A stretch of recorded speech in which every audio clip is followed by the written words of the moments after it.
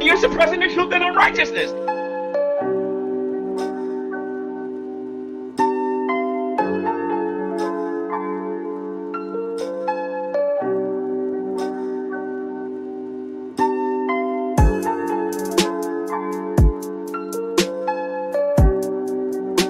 The atheist community.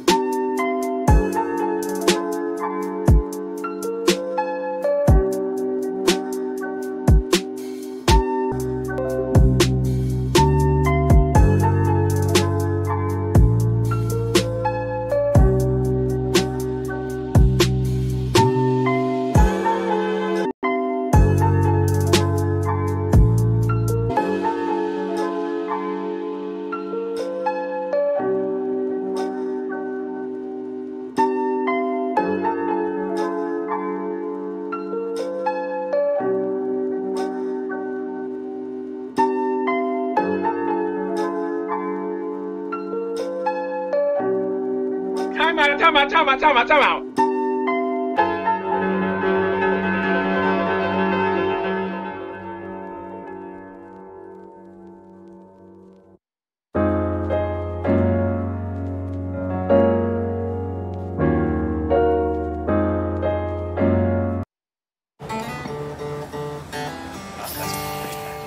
Ooh, Brad, check it out. There's a variety of packages, so we can take care of any additions you want to do up here. This could be a song about home insurance. All right, I'll try that. Wait, maybe it's about auto. Okay, I was going to stop at the 5-minute mark, but since that ad decided it wanted to pop up, then fuck that. So, anyway, there goes my monetization. Anyway, why is this? There we go. All right, folks. So, I have my morning coffee now. I might be awake. The heat is not working here, and it just so happens to be cold in Texas, so it's not a great morning, but you know what, depending on how fast they fix this heat, it can be great. I have a cancer biology exam at the 7 p.m. today, so I'm pretty confident I'll make some high scores in it, but I got a little bit of time. So I know people were directing me and others towards this travesty of a hangout, which, let me start off by saying, you know the hangout is bad when they're trying to review a topic from a person who is not even in the field that they're trying to discuss. Now, you look at the title. You look at the title. It says Evolution versus Intelligent Design. Number 1. I'm guessing this is a new series or something. Lawrence Krauss exposed. Now, for those of you who live under a rock and don't know, Lawrence Krauss is not an evolutionary biologist. He's not even a regular biologist. He's not even a biologist. He's a physicist. So you have to wonder, at what point does someone sit down and go, let me make sure that the person I'm criticizing is actually relevant in the field, that they actually might know something. And that's not a an affront towards Krauss. It's just that's not his field, and he would tell you that, if you want to talk about that, if you want to listen to someone just for face value, you should probably listen to Dawkins out of the two, or anyone else more connected with the field. So why criticize a physicist's position on a topic in a field that's not his own? Your guess is as good as mine, but that kind of shows you that these guys are now just grasping at straws. It's more or less clickbait, because they know that this guy with this name is associated with people who are scientifically literate and educated, so we'll just throw his name in there because reasons. So it's painfully obvious that that's what's happening here, and it's more transparent than fresh pane of glass covered in Windex. So you all know me. I'm not going to make it to probably maybe a quarter into this because this is actually a pretty long hangout. I'm not, and for those of you wondering, this is G-Tard's hangout, and he's inviting his two notable buddies, Veckel, the self-proclaimed scientifically illiterate individual situation, and his science guru, True. So I'm pretty sure that True's invitation is just him reciprocating the invitation that True extended to him just a few days ago. So that didn't surprise me. And plus, he is, True acts as G-Man's science guru. So why Veckel was there, your guess is as good as mine. Yeah, I have no idea. Like he doesn't actually contribute anything to any conversation, honestly, unless you're really talking about unless he knows that he's there to talk about what he thinks the Bible says, then he can kind of add something. Other than that, he's not actually controlling the chat. He's not actually working stuff behind the scenes as far as the production of it or anything like that. He's just there, like he's a packing peanut more or less, and so he's there to support his brother and whatever inane comment he may make. And so I wish, not really, I would rue the day that I have enablers and people just sitting on the sidelines cheering for me mindlessly. Please, if you have thoughts about doing that, I don't need that. That just makes people seem really weak and pathetic. I don't need that type of attention in my life. I don't think many people do. And it's sad, really, that level of devotion, because they somewhat share a similar belief in some obscure, deity that may or may not exist. That's kind of scary once you. Other than that, they really don't have anything in common. But anyway, my 2 cents. So, without further ado, folks, let the pain begin. I don't know how else to describe it, but it's going to be painful. The comment section is pretty funny. I'm surprised that it's not been filtered. Okay, we're live. Let's see something here. Let's wait for YouTube to catch up. Got to download. Didn't even say nothing yet. Okay, there we go. Hello, everyone, and welcome to GTV. I am G-Man, your host, and today, myself, True Empiricism, and hopefully some other people will come in here today to join me for a conversation about evolution versus intelligent design. We'll be dealing with some of the claims that Lawrence Krauss has made about intelligent design and evolution. We have no particular time when this hangout will be over because I'm presently not working. I will be on YouTube a lot, especially in the next few weeks coming up. So I figured, since some of us, not all of us, but some of us have a hard time getting people into the room, why not deal with the most influential people out there on the topics? Well, part of the problem with you not having people, come in the room is because you can't control yourself, and that you've been shown to be someone who lacks self-control to the point that you become a vindictive little shit.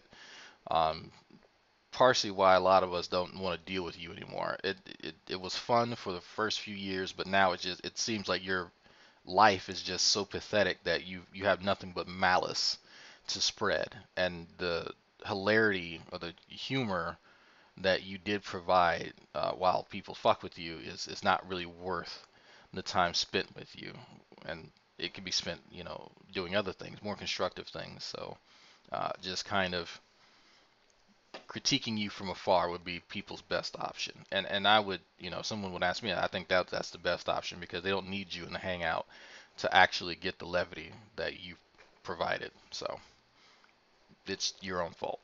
Since a lot of people keep telling us, they're not scientists, go talk to a biologist, go talk to someone with a degree.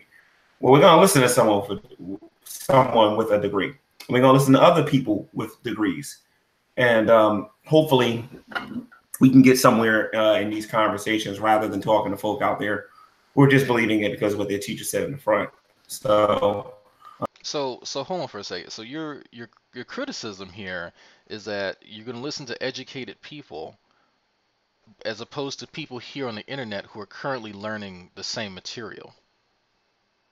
So how do you think the people with degrees got the degrees?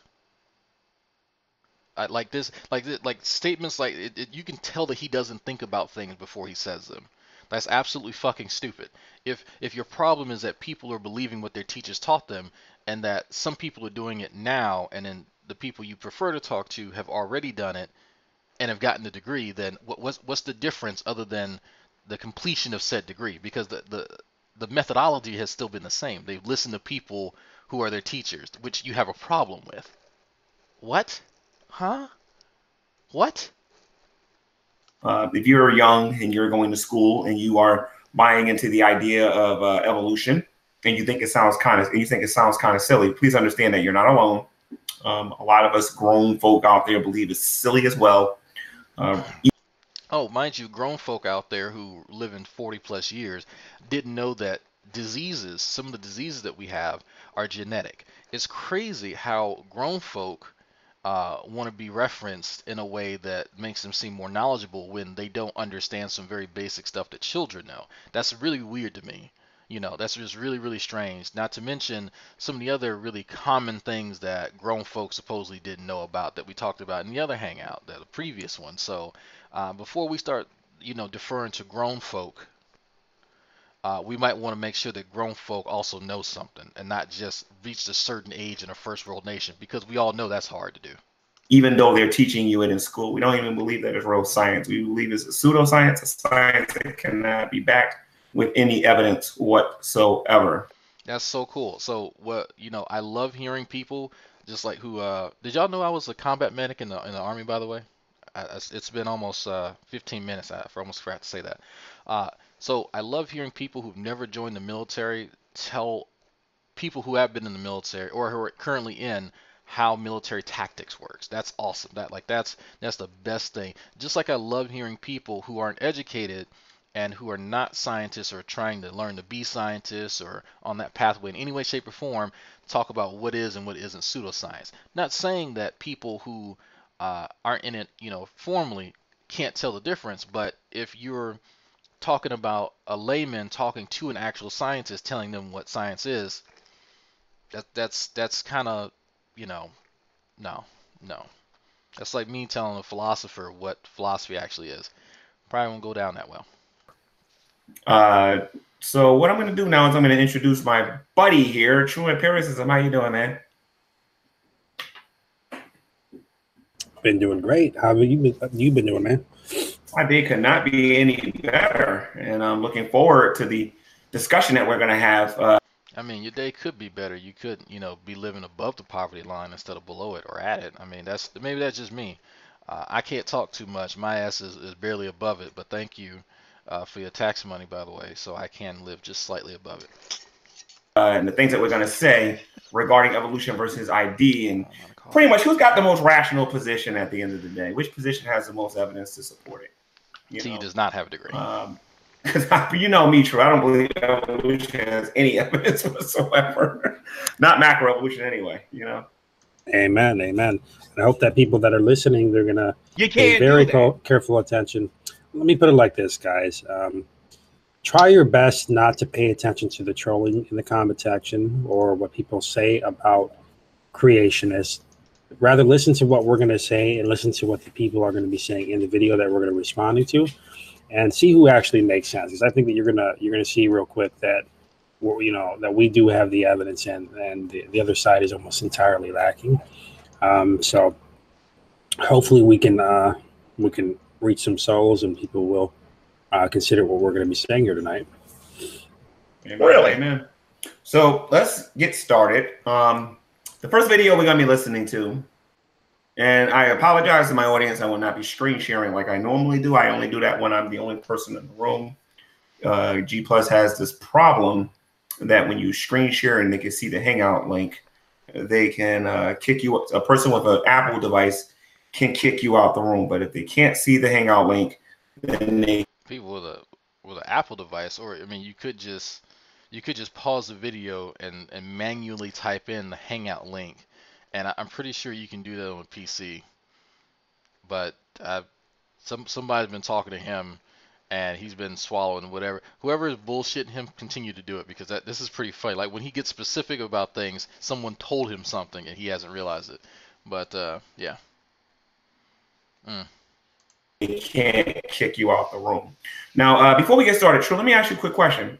Since G Plus is pretty much going to shut down, do you think that will automatically fix the Hangout situation? What? I'm assuming that the Hangouts are going to be done away with as well.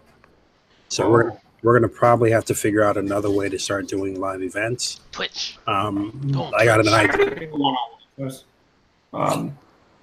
It can just be one of us in the room, and we. Is the retard sounding distorted for y'all too, or I'm trying to see if it's just me and my shitty laptop here, but is he coming in like distorted when he starts talking? Can actually have multiple people on the phone or something like that. Maybe I don't know. I see Brett Green doing that. There's a way that you can use OBS and Skype. I'm experimenting with that right now. So I don't know. I'm assuming that YouTube's going to be trying to maintain their live events as well, at least. But now that we know that Google is going to be coming to an end, there's really no way that we can really tell what's going to happen, I guess. But we'll figure out a way. We'll probably be using Skype or OBS or something like that. Zoom is exactly. Zoom is really good. Actually. So again, the first video we're going to be listening to regarding Mr. Krauss will be the video is going to be called "Intelligent Design and the Origin of Life: Refuting Lawrence Krauss." This video is about 48 minutes and 20 seconds long. But I listened to this while I was doing some construction work a little earlier today, and I felt like that me and you can offer a few things to this. So you're going over. So you're not even reviewing Krauss's actual material. So you're listening to someone else try and refute Krauss, and you're making comments about what they're doing and their efforts. I can't tell you like what the second derivative of lazy is, but I'm pretty sure this is it. Like that is incredibly fucking lazy. But yeah, did something happen to the audio? Let me see. Matter of fact, I want to say this about True before we start listening to this. True, I know you've been using your complexity of the cell argument for a while and talking about how I want to say this about True before we start the cell, the inner workings of the cell is like a machinery and everything. Well, they actually use some of these arguments in this video, and this, we have people with degrees actually talking about it. Not people. Okay, just so I love this. Just well, these people have degrees. That's cool. If we're just talking about accomplishment, that's awesome. I have a degree, so what? Do they know what the hell they're talking about? Are the degrees relevant to the field? Because there's plenty of people I talk to on the internet who all of them all of a sudden have master's degrees in public health, but then they're talking about like biochemistry. I shit you not. I've had like 4 or 5 people this year claim to have that same degree, and there's always a master's degree in public health. I don't know why, and they want to claim some type of biochemical pathway that will cause them, this is a toxin, therefore because I have this. Yeah. Anyway. Oftentimes, when I hear these guys talk about folks with degrees, as ambiguous as that is, it's not even related to the field. I can't think of a time, and I could be wrong, that they've actually had someone with a degree in evolutionary biology to back their case. Maybe it's early in the morning. My recollection is not the best, but is it too much to ask to have someone who is an evolutionary biologist back their claims? I don't know. Maybe that's asking too much. People who's aspiring to get a degree, or people who have degrees and shots fired. Don't really sound like they know what they're talking about. Like there are people here with degrees really talking about this and really studied this.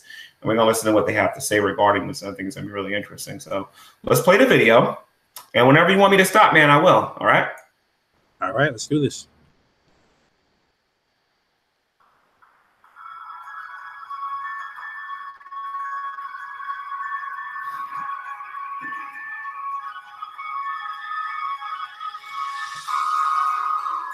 So we're going to listen to the audio because he doesn't know how to screen share without sharing his. Okay, this is just the intro, so let me try to fast forward just a little bit. Hold on.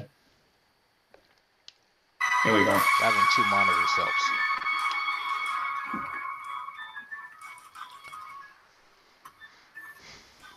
I've always been a lot logical and curious kind of person. I can barely hear it. That's just my personality. I remember when I was little, my parents gave me an electric train for Christmas.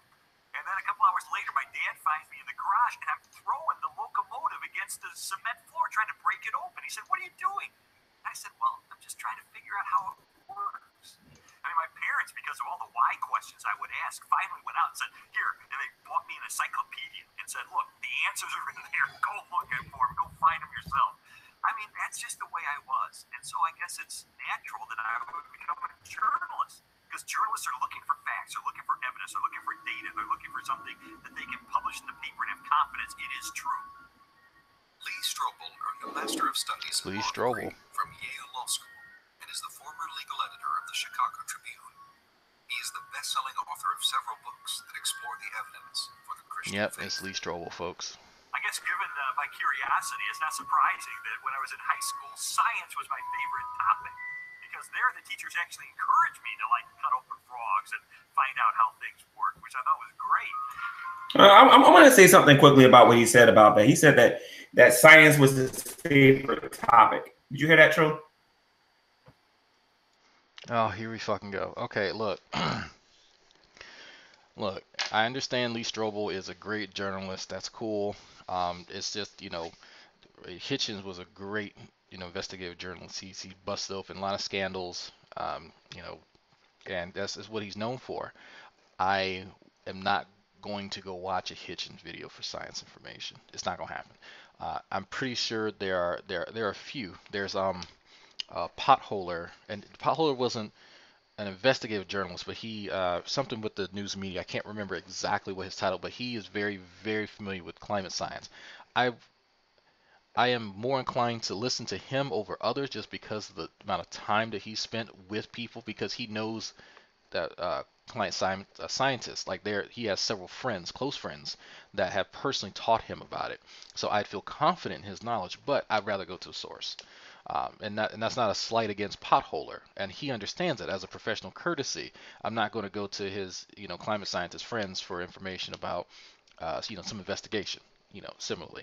So when we're talking about this, I don't find it very appealing to go to people who aren't even remotely related to the field for information. That's just, maybe it's just I go to a mechanic to fix my car. I don't go to a baker. But here, I look at, like I said, I've only listened to a little bit of this this hangout. That's while I was in Midnight, Athena, IQ, My Fairy Little Pony, whatever he is this week, his hangout. And that was it. I listened to what was later going on when they were talking about CRISPR, and I was getting a little chuckle, but I hadn't heard any of this stuff. I want to put money that these guys are going to talk about how much they love science, and whatever field within science, how much they love it. And I know Idiot here would always say that how he fell asleep in biology class, and so that it's interesting to me that on the one hand, True is probably going to talk about how much he loves science, and the other one talks about how much it bored him, other than astronomy. And so I like to compare that with my experience, where I've always been fascinated with science as a kid, watching the BBC productions of Planet Earth and what have you, Discovery Channel back when it actually showed some good shit. And being in science class and watching what happens when you put a highly reactive metal in water, you probably know which one, and listening to what stem cells were for the first time. And it's still a very magical experience for me.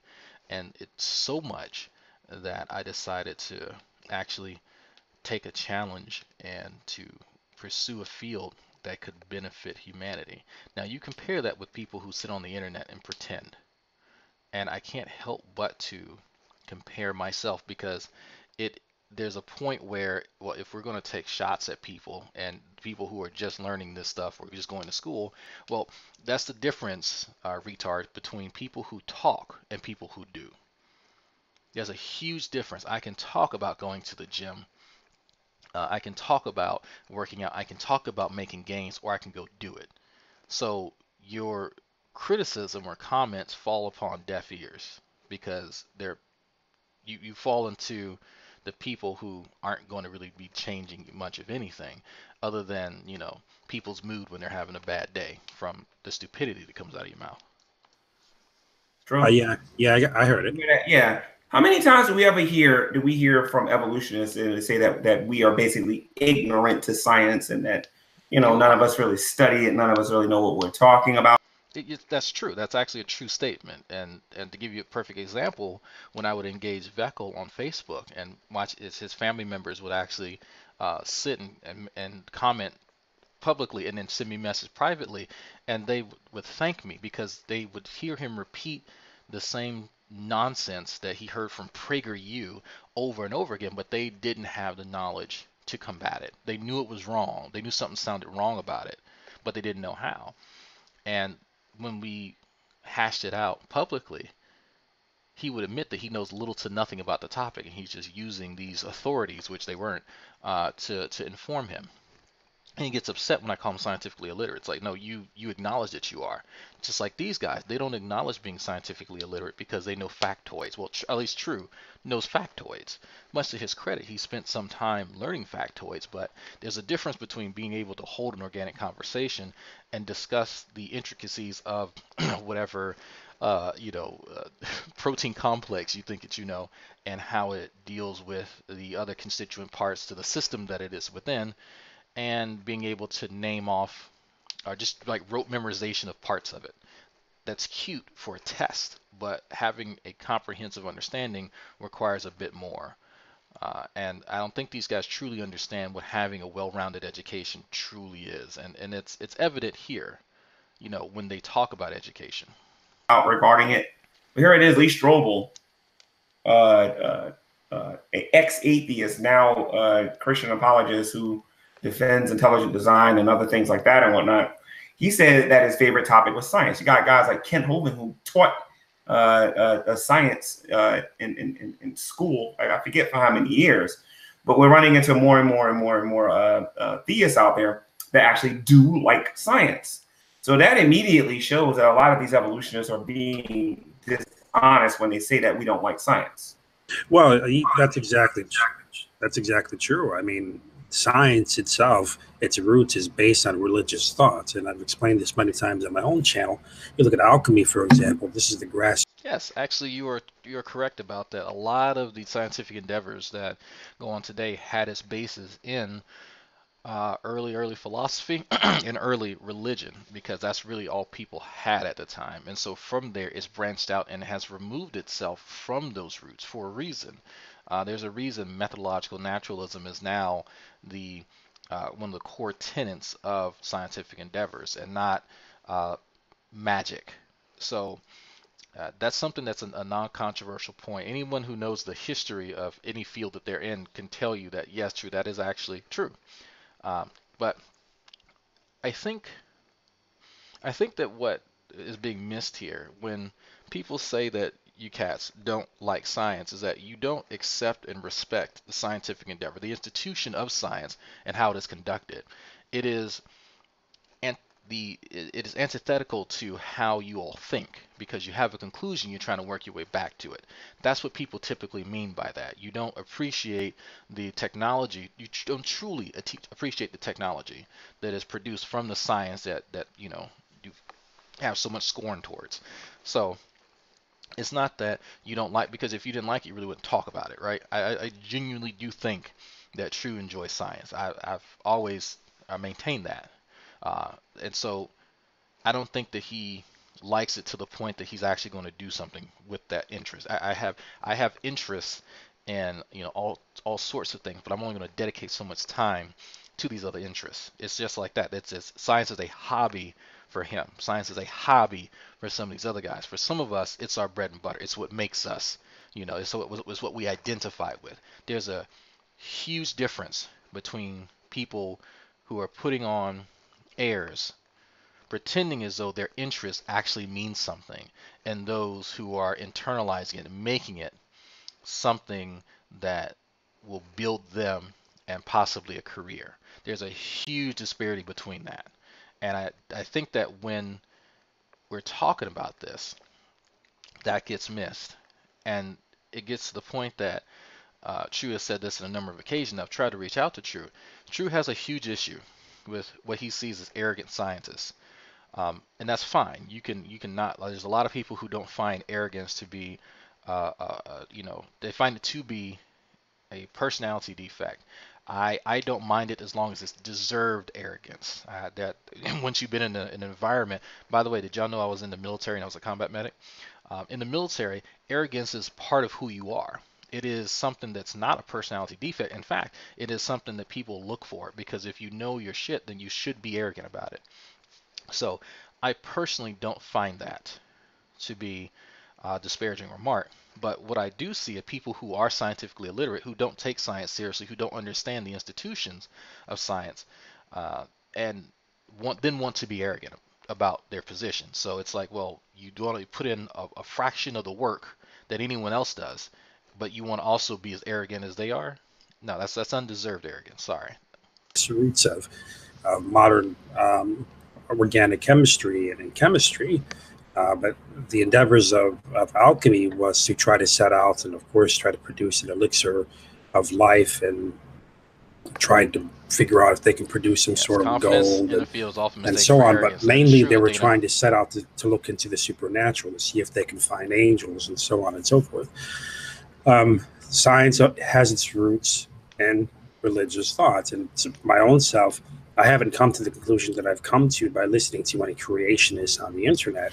I've come to the conclusion that I've come to because even before I got online, I've always been interested in things pertaining to science, and I've always read up on science. I've always had an interest in this. It's always been a hobby of mine. I agree. I mean, I think that more often than not, we tend to find a lot of Christians that tend to be very much supportive of science, because science does tend to lend a lot of support to religious thought. And I think that there's an idea out there that many people on the left, many atheists try to peddle, in that there's somehow some conflict between religion and science. It's science versus religion. But unfortunately, no, sir. It's not. Yeah, it's not people on the left and atheists and secularists. No. This idea that there's a conflict came from creationists who cannot reconcile their beliefs and reality.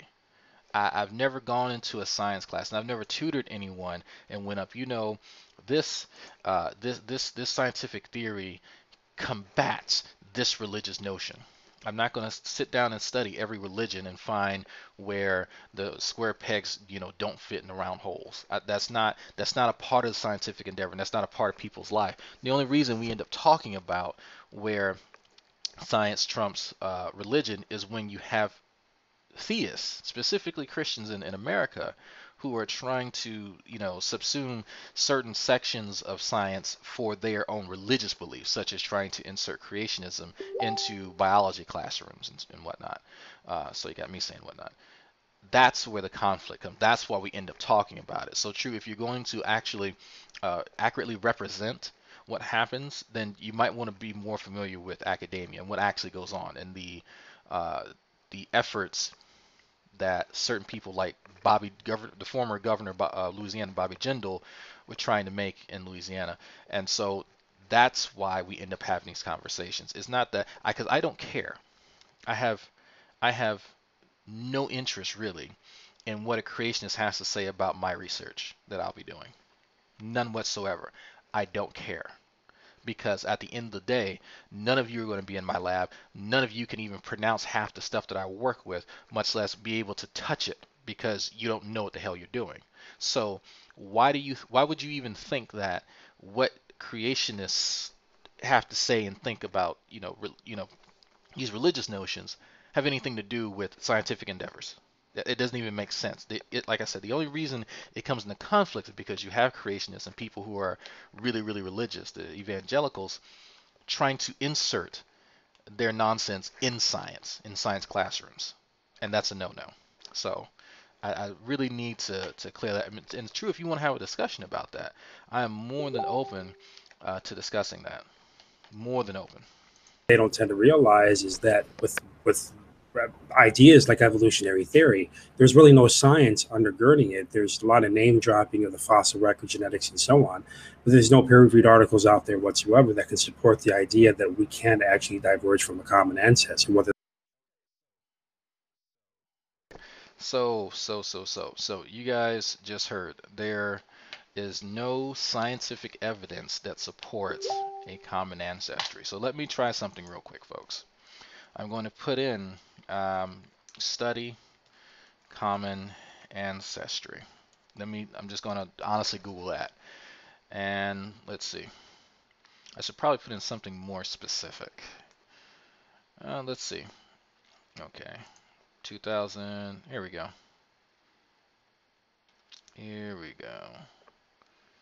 NIH, common ancestry of life. That's interesting here. Interesting. Okay, so we just heard what True had to say.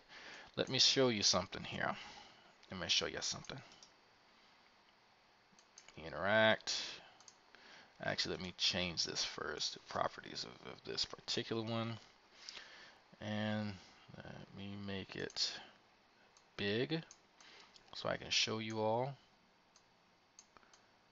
Because we heard the claim. Now, you tell me what you guys see there. Am I imagining what I'm looking at right now? Because it looks like here that this is a study about the common ancestry of life. That's exactly what it looks like to me. Maybe I can't read. Maybe that's just me. Are y'all hearing my Facebook go off? I didn't know y'all could hear that. Sorry. But yeah, this is interesting because this is the second time in the last 2 weeks I've heard him say, well, there are no studies, there's no evidence on this. And I'm gonna close this window. This is it because he first was in a hangout with who was it? Yeah, Veckel was in there being a bump on the law, but yeah, Matthew was in there, Matthew Ecclesiastics, and they both were saying there's no scientific evidence for the origin of the bacterial flagellum, and within 15 seconds I found it, and then they were reading it out in the hangout. So every time they say stuff like this, I just go and I search it. I already know it exists because I've seen this before. This is old. This is from 2010, folks. It's almost 2019. This is almost a decade old. This study existed before True was on the internet, on YouTube. Okay? So since before he was on YouTube, this study was done and it existed, and he hadn't actually taken the time to search, because I literally typed in study common ancestry, 3 words, and I think this is the 8th link down. I want 8th or 9th. So when these guys say stuff like this, it's really easy to fact check them. And so when I say that you guys don't understand what you're talking about, this is what I mean. It's not that, oh, you're a big poopy head and I don't like you. Nothing of the sort. It is, I literally just searched this. I already knew it existed because I've seen this one before, among many other articles, many other studies, excuse me. And it's not even remotely controversial. I mean, it's like, it's weird. We have people in the community who work with, genetics all day. They understand a little bit of something about gene annotation and sequencing and that sort of thing, which you kind of need to know in order to establish some of these things. We literally have people in the community who do that, but this stuff doesn't exist. So are we to listen to people who can't even Google, as opposed to people who are actually working in fields really, really closely related to what we're talking about here? Because if we're talking about what sounds better or what's more convincing, people who are far removed from the field, or people who are just not able to Google the basic things to talk about the topic, right? So it's very interesting when you refer to as inept or unknowledgeable, and then you demonstrate it. That's even a real physical possibility. I get into that in detail in my Hangouts, but I agree. I think that there's a lot of most Christians tend to support science and respect science more so for what it is, because despite the dishonest statements of atheists, science is most definitely very much so supportive of religion. Exactly. And it's a myth when you hear people say that science and religion are in conflict. No, actually, science proves that that there's a creator out there. It doesn't prove that a creator is not out there. Simply understanding how things happen doesn't prove that there isn't a creator. It just shows how awesome the creator actually is. So anyway, let's go back to the video and I'll play some more. Okay, so here's another kind of misconception. Okay, science is not there to demonstrate deities. Okay, again, that's why I mentioned specifically methodological naturalism. If your God doesn't fall within those realms, which I'm not sure a person who really describes a God as being, naturalistic. It kind of, science, as we know it, wouldn't be the best route, just by default. And again, you not understanding that also shows that you really don't understand science. So, just to add to that as well, so there's an interesting point there. It's obvious that there's a lot of scientists that support evolutionary theory, but what a lot of people don't realize is there's also a lot of scientists out there that believe in God. There's also a lot of scientists out there that are Christians, and many of these. Actually, this is true. Many of my professors are Christians. Here in Texas, though, if you look at the National Academy of Science, the majority of them, the vast majority of them are atheists. So, if we're talking about numbers, then it's not on your side. But that doesn't take away from the Christians that we do know who work in the realm of science. But here's the thing: you check your personal biases and your religious beliefs and your political stuff at the door. When you're doing science, you're doing science. You're not there as an agent of this political affiliation. You're not there as an agent of whatever deity, your patron deity, whatever it may be. That's not how it works. You check all that stuff at the door. You're there to do a job. You're there to conduct inquiry. And you guys don't seem to get that. It's escaping you. Christians who claim that they believe in evolutionary theory within the scientific realm, the scientists that are supporting evolutionary theory, when questioned, and you've been in rooms with me, and many people who have seen me in discussions with these people, they'll say that they don't understand why God couldn't have done it, why God couldn't have been behind it. So in reality, when you think about it, many of these theistic evolutionists that are supporting evolution, that also believe in God, don't even believe in evolution according to the scientific method, according to what most evolutionists believe in, an unguided process over time. What they believe in is creation over time. So, which is fine. It's so there's supposed to be some type of conflict between me, who's a non-believer, and a believer if they want to insert God did it. That's fine. Because what I care about is getting the science accurate. If they have the science accurate and they just say, well, God set it in motion, that's fine. They're not trying to put that in science textbooks. They're not trying to, actually, if they want to somehow demonstrate the mechanism in which God did it, I would love that. That would be the best, that's the most ideal scenario for me. I'm not opposed to that in any way, shape, or form.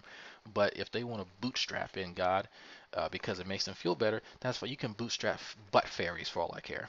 As long as you get the science right. That's it. That's fine with me. Even in the confines of evolutionary theory, where you have religious people involved, they don't even really believe in the commonly held belief of evolutionary theory and the unguided mechanisms producing all life on Earth. They believe in God having his hands involved, or you did a video on this where they talk about pretty much deistic evolution. God just lets things set in motion and then steps back and lets things happen. So, yeah, I think that's a good point. That fits in perfectly there. Exactly. So let me play the video some more. When I was a teenager, I had this deep trust in science, and I think part of it was prompted by the fact that I grew up in post-Sputnik America, where Eisenhower encouraged all young people to delve into science so we could catch up with the Russians. So to me, science sort of represented the empirical, the hard facts, the things that could be proven experimentally, and that was sort of the way in which I looked at life. I thought people who had faith, people who believed in supernatural things like God, I saw that as a sign of weakness because, do you have any data to back that up? In the autumn of 1966, Strobel's interest in science led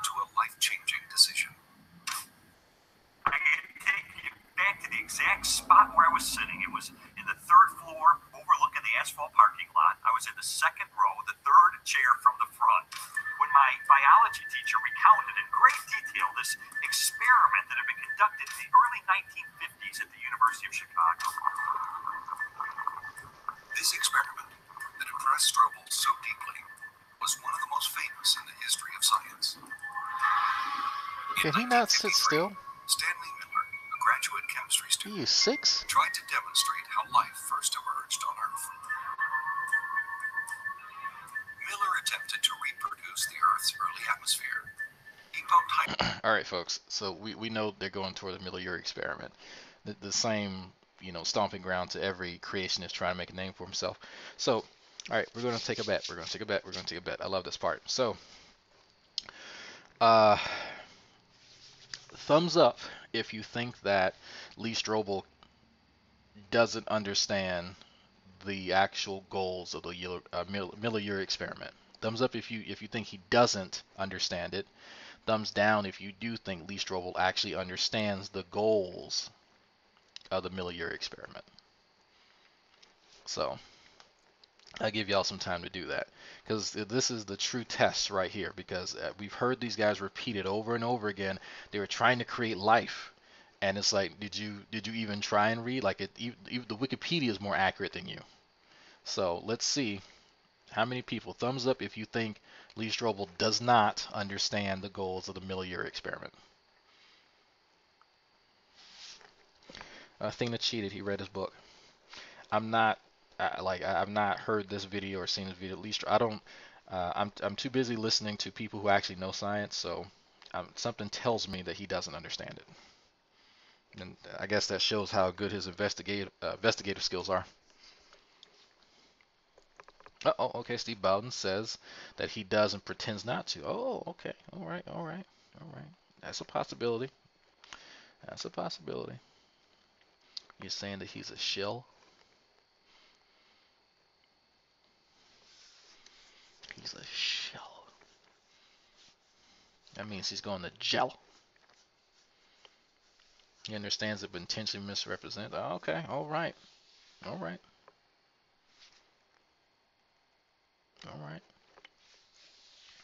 Pop bottles, imp. Pop bottles. All right. Let's see. Nitrogen, methane, ammonia, and a small amount of water vapor into a maze of glassware. Then spark the gases with electrical discharges to simulate lightning. After 5 days, he discovered what he had hoped for. A few simple amino acids, the basic building blocks of living organisms, had collected in the dark residue at the bottom of the glass. Many hailed Miller's experiment as proof that essential components of life could have formed in the oceans of the Earth billions of years ago. Now, before they spend their time refuting that into the ground, I want to point something out about this Miller experiment. When these, okay, so we just heard someone accurately identify what happened, right? Let's see how well he was paying attention to what was actually said. Because I love these, like, you can tell when he thinks that, like, he's had a watershed moment, and he's like, oh, I got this. Like, it's like a kid's first time answering a question in class when he knows the right answer. So this should be entertaining. And they're going to point this out when they talk about this, and truth, feel free to interrupt when you want. What's interesting about that is it's an intelligence deciding what particular gas or chemical or electrical reaction or whatever was going to be in this closed environment. It was controlled by an intelligence. This was not done without an intelligence being there. Okay. If we take away the intelligence, that would be Miller himself from the experiment that he was doing. Then I go back to the question that I asked on this channel earlier in the year, in which I got 0 video responses for. And that is, show me the math that supports abiogenesis. Just show me the math. Not one video response. Not one. Instead, what people was doing, they were saying, well, why should I make your video response? Why should I make your video response talking about the math? You're not going to accept it because I know you don't have any math. Okay, so for one thing, we know how good your math skills are. 2, what math are you looking for? Are you looking for some quadratic equation? Like, what are you looking for specifically when you say the math? because I remember talking to Doc Savage about this and having a good laugh. That, for one, if there was math to back this, you wouldn't be able to interpret any of it, and we all know that you're barely literate to begin with. So throwing numbers at you is a far-fetched idea. So, and in second, uh, yes, yes, Oswald Jenkins, you are blocked because you kept spamming my chat. That's why. You're behaving now, so I'm letting you stay. So, the issue here is that no one should have to hold your hand in order for you to look up stuff to everyone else, because that you want everyone else to do the work for you. In 40 years, you've not been able to sit down and study a goddamn thing yourself and learn anything. So everyone else has to do the legwork because you're too lazy and fucking stupid to do it.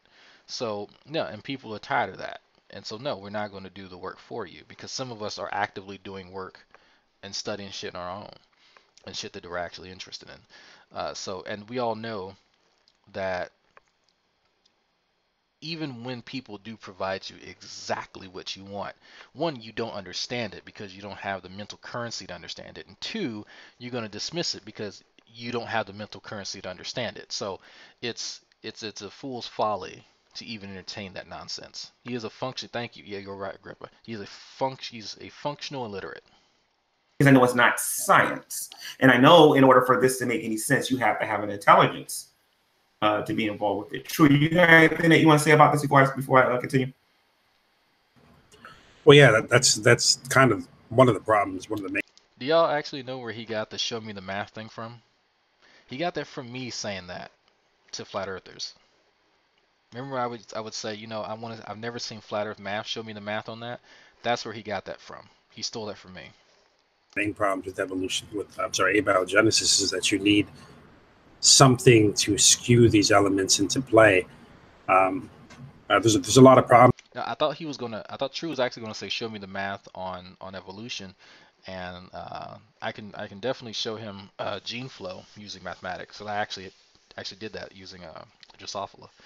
And so if he does want that, True, because I know you're watching, if you do want that, I still have my data from that experiment in molecular genetics. So let me know if you want that. Problems with this. There was the scientist, I believe, Dr. Sai, he brought this up. And you have an issue with condensation reactions and hydrolysis reactions, and which build up or take away when typical mechanisms that you see inside of a living system. Why is he mentioning random like condensation reaction, hydrolysis? What context? Let me rewind that, because I love how he randomly named like neutralization reaction. What context is that to? Just naming things doesn't really help the conversation. These elements into play. There's a lot of problems with this. There was the scientist, I believe, Dr. Sai, he brought this up. And you have an issue with condensation reactions and hydrolysis reactions, and which build up or take away when. Okay, so he's referring to Sigard, and he's saying there was an issue with condensation reactions and hydrolysis reactions. They're the inverse of one another. But he's not. What is the issue concerning those? Now, I've not P Butthole. I've not seen Neff's. I've not been to Neff's channel in a while. So you're saying there's an issue with that? What is the issue specifically? What is happening there that causes the issue? Because I can tell you there's so many issues. Neutralization reaction.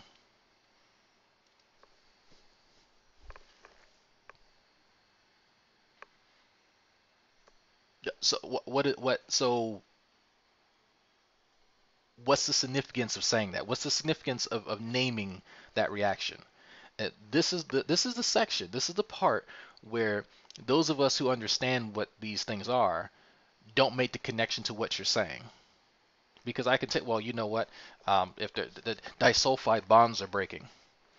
Okay, cool. When I hear that, well, okay, where disulfide bonds are in proteins. Okay, so our proteins are breaking apart. Are they cleaving? Like what's happening? Proteins are being broken apart. Why is that an issue? Is this protein a constitutive, protein needed for something? Is it not supposed to, break these bonds? What's supposed to happen? I have to actually explain why the breaking of the disulfide bonds is relevant to the topic. Naming things, ionic and covalent. Okay, cool. How is that relevant? To help explain to me, go into detail, because mind you, some of us actually understand some of this stuff. Just a little bit. Just a little bit. So feel free to break it down. And when I explain stuff, if I'm telling someone about the cancer's proliferation and invasion, and I start talking about mesenchymal to epithelial to mesenchymal transitions, well, people don't understand what that means. So I have to explain that, and I have to explain why that's relevant to the invasion of potentially cancerous cell, right? So I can name things all day. Naming things does not show that you know stuff. Typical mechanisms that you see inside of a living system. How is that going to take an effect when you're dealing with early life, right? So usually there's an intelligence that's involved that's skewing things in these experiments and assuming the early Earth. But in every one of these circumstances, the math, like you were trying to allude to right now. What does that mean? Assuming the early Earth. What is this? Are you trying to? So this is part of the problem. He's not very articulate, and he knows that. Like, this is not an affront towards True, really, but this is part of the issue, is that naming things, name dropping people, quote mining folks, and just not being very articulate to begin with makes it hard to have this conversation, because it's either we treat you like a peer where you can break down the the lingo for laymen, as opposed to some of us where it's fine, use a jargon, but just articulate it in a way that's intelligible to this field, whether it be organic chemistry or molecular, genetics, whatever.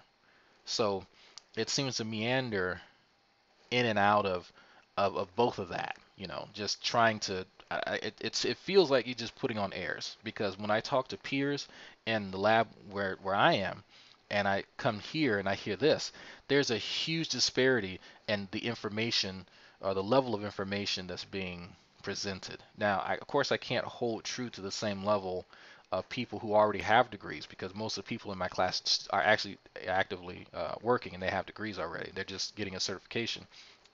But if you want to be taken seriously as someone who is knowledgeable, and you're trying to use these terms, it helps to use them in the context in which they reside, and not just throw them in the conversation willy-nilly because you feel that it would help people, it would convince people that you know what you're talking about, right? Because I can say epithelial to mesenchymal transition, and it has no relevance to this conversation. It sounds fancy, and it does have something to do with cancer, but it has nothing to do with this conversation. It's so outrageously against any of these processes happening through inanimate substances that you'd be incompetent to believe it. I think what is the typical number that most scientists agree on is 1 in 17 with 54 zeros behind it chance at life coming about from non-life. And of course, people. Where are you getting this number from? So that scientists typically believe. Okay, no, I would like this statistician who works with biologists came up with this figure, and so then you insert the quotation wherever you got it from, and within that quotation you also put the source, because you just saying was something with 54 zeros, that means absolutely nothing to me if we're talking about a statistical probability. Just naming or again, just referencing numbers, that's not how things work. Okay, so it'd be nice, True, if you would again provide a source for these claims and not just make up numbers. People will probably go and look and see how those numbers tend to fluctuate, and they tend to change depending on what constants are involved and so on. But yeah, I mean, I agree with you. If you usually in these experiments you have the intelligence that's involved, that's skewing elements involved, and there Okay, now you're repeating yourself. Okay, so people who are doing the experiments are somehow skewing said experiment, even though when you typically conduct experiments, you have controls. So it kind of makes you wonder how he thinks science is even, because if I'm trying, because I'm trying my best to ascertain exactly what he's saying, but again, he's kind of rambling and he's just repeating the same lines that really don't make any sense to begin with. The intelligence involved, are skewing things. I'm paraphrasing. Well, you kind of need people to do the experiments. So you can't remove the people. Someone needs to do the experiment, right? Okay. So we know that humans screw up. We know that humans have biases, and we know that, things go awry, whatever. That's why we have controlled environments. That's why we have controls put in place to reduce that. And that's why we have processes repeated to make sure that things are consistent. That's why the edifice of science is constructed the way that it is, to reduce these things. Again, it comes down to you not understanding how an experiment is conducted.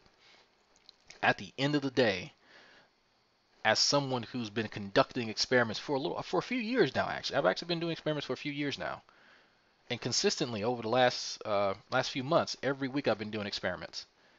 There's always a control there. So if you're saying that the controls are inadequate, then that's one thing, and we can discuss that. But saying that because there are people involved and that people are skewing things, that doesn't tell me anything about what's actually happening. Again, you're naming things but not explaining what people are supposed to be looking out for. Because who's going to conduct the experiment if not the intelligent agent, which in this case is a human, right? Or these processes, and they're assuming what the environment was like, and they don't. It's actually not a presumption. Actually, was it geobiologists actually spend quite a bit of time looking at earth cores and looking at different strata, and they can accurately reconstruct what was going on. It's a funny thing that happens to gas. It sometimes gets caught in a liquid and gets trapped, and you can kind of then measure what's in there using gas chromatography and all types of different techniques. So it's not a huge guess what was happening, because there's this cool thing about certain gases. They can transition to different things, given an ideal environment, even certain conditions. Excuse me. So it's not so much a guess, but based on the information that we've collected through a variety of fields, we can surmise what more than likely was the condition. So no one just randomly looked at, let me see. Here we go. No one randomly looked at the periodic table and went, I think it's this one. Okay, Dr. Drag, which one do you think? That one looks good. What is that? Manganese? Manganese. We'll just go with that one. Okay. All right. Is it Tim's turn? Tim, you just pick one. Sulfur. Why not? Sulfur seems stinky. We'll do that one. That's not how this works, Drew. That's not how any of this works.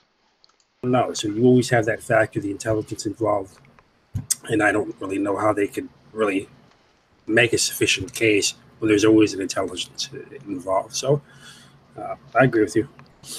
Exactly. So let me play some more of the video, and I'm going to listen to their explanation of why the Miller experiment was an utter failure. Yep, there we go. It was an utter failure. He just listened to the video. He just and still he's saying that. So I'm curious as to, because I've heard him repeat that they didn't create life, therefore it was a failure. So that tells you that he didn't actually read anything about it. But it's weird, given that he just listened to what the video had to say about it. The philosophical implications of Miller's experiment were Wait, the philosophical implications. The philosophical ones? He thinks that you're superimposing certain things on this experiment. People can feel whatever way that they want to about me growing human skin in a lab and mutating it to see if I can make it cancerous. You can think about the philosophical implications of me doing that. I don't care. That this is not a philosophy experiment. This is, a cellular biology experiment. What you think about it really doesn't matter. That's not what I'm trying to get to. That's not something that's a goal or an objective, okay? So when you start talking about you as an outsider who has no relevant knowledge in there, it is really kind of like, okay, well, Drag has an opinion on who his favorite boxer is, for this heavyweight title, but Drag really doesn't know a hell lot about, that sport. So, right? That what Drag's philosophy on, what's going on here really means what when it comes down to it. Is it going to impact the fighters? Is it going to impact the score? Is it going to impact people's impressions? Like what exactly does that mean? So. Obvious to me. And for me, it was a eureka moment because I heard this and I thought, wait a minute. If you can show scientifically that life can emerge without any outside assistance, if life can emerge just from naturalistic circumstances, then God was out of it. Okay, and that's fair. Like if he drew that conclusion, that's fine. People listen to that and they, said fine, we don't need God. It's a possibility. Some people said, boom, God was the lightning bolt, or Zeus was the lightning bolt that started it. That's fine too. That's not what the experiment covers. Quit trying to insert, the why, because that's not what these fields are about. They're trying to discover the how, not the why. You're trying to answer a question that the experiment doesn't cover. Yeah, I have a PhD from Duke University in non-equilibrium physics. Technically, I'm from the Center of Complex Systems and Non-Equilibrium Dynamics. So I finished my PhD, and then I've done consulting. I've worked in the ministry world, and then more recently, I didn't catch the guy's name. Come on board Discovery Institute, and some books I've helped to write that are out in the public are God's Not Dead and Messiah. So I've had my hand in different circles, but the issue of the thermodynamics and the origin of life is a topic I'm particularly interested in because it somewhat relates to my field of study. Because what I've noticed over the years is a lot of people have talked about things like self-organization, autocatalytic pathways, those sorts of ideas, and they appeal to concepts from my field, but often they do so in ways that aren't necessarily completely accurate. I run the Origin Project, for example, ran a Okay, if you're just now tuning in, this is a weird hangout. So they're not actually looking at Krauss's work. They're not looking through a video or anything of Krauss himself that he produced or that some company produced for Krauss. They're reviewing, I guess, if you want to call it a review, someone else critiquing Krauss. So someone's already done the legwork for him. And so this lazy fuck then is just kind of piggybacking on whatever the guy says. So when the person, refuting or exposing Krauss makes a point, they just kind of chime in and just clap their hands, more or less. That's really what this hangout's about. So it's like I said, I don't know what the second derivative of lazy is, but this has to be it, because he couldn't even bother to find an original video of Krauss and then go at it himself. On the origin of life. One of the things that was really interesting to discover is in early life extreme environments, which are appropriate for extreme. It's really low. I'm trying to turn it up. What's called The voice that sounds very low is the voice you're listening to. That's Lawrence Krauss speaking right now. Well, you could turn it up. If you look at the micro level, what happens, or if you look at, let's say, how the micro goes to the macro level, we can start to really understand why these self-organizational patterns are not helpful for the origin of life. Because the self-organizational patterns are dynamic. You've got fluid in motion, you've got chemical reactions that are creating patterns in motion. But the order in life is structural order. It's rigid and fixed. Like a lot of it, there's things like amino acids in specific sequences. They're atoms forming complex molecular machinery like ATP synthase. You've got a cell membrane. Now, I just want to stop there for a moment because, sure, this is when you're going to come into play. When I told you about this earlier, I said that they was using the same language that you was using when you was talking about this on So it sounds like they have a physicist talking about this. And again, I didn't catch the guy's name, but it sounds like he works in some type of, I think, some field within thermodynamics. But so he just mentioned True's favorite thing, the ATP synthase. So G-Man heard that. G-Man still doesn't know what that is, but he recognized that the sounds that coming out of this guy's mouth are a lot like the sounds that comes out of True's mouth. So he keyed him in on that. It's interesting that he didn't give True the link beforehand so he could look at it and kind of be familiar with it, but whatever. So it's interesting. So let's see now what's actually going to be said, because this is, y'all know this ATP mayonnaise is True's bread and butter. See what I did there? And that's really all he knows when it comes down to it. And trust, I'm using know in a very loose sense. I can name you the original 151 Pokemon, but that, you know, is that really, like, is that really advantageous towards anything? You know, and yes, I know, you know, comparing biology and Pokemon aren't the same thing. I was just making it funny. Talk about this on your YouTube channel, except I just want to look at the details than they do. What's hilarious about this is that the people that talk to you, well, actually, well, what do you mean by AP synthase? What do you mean by sequence?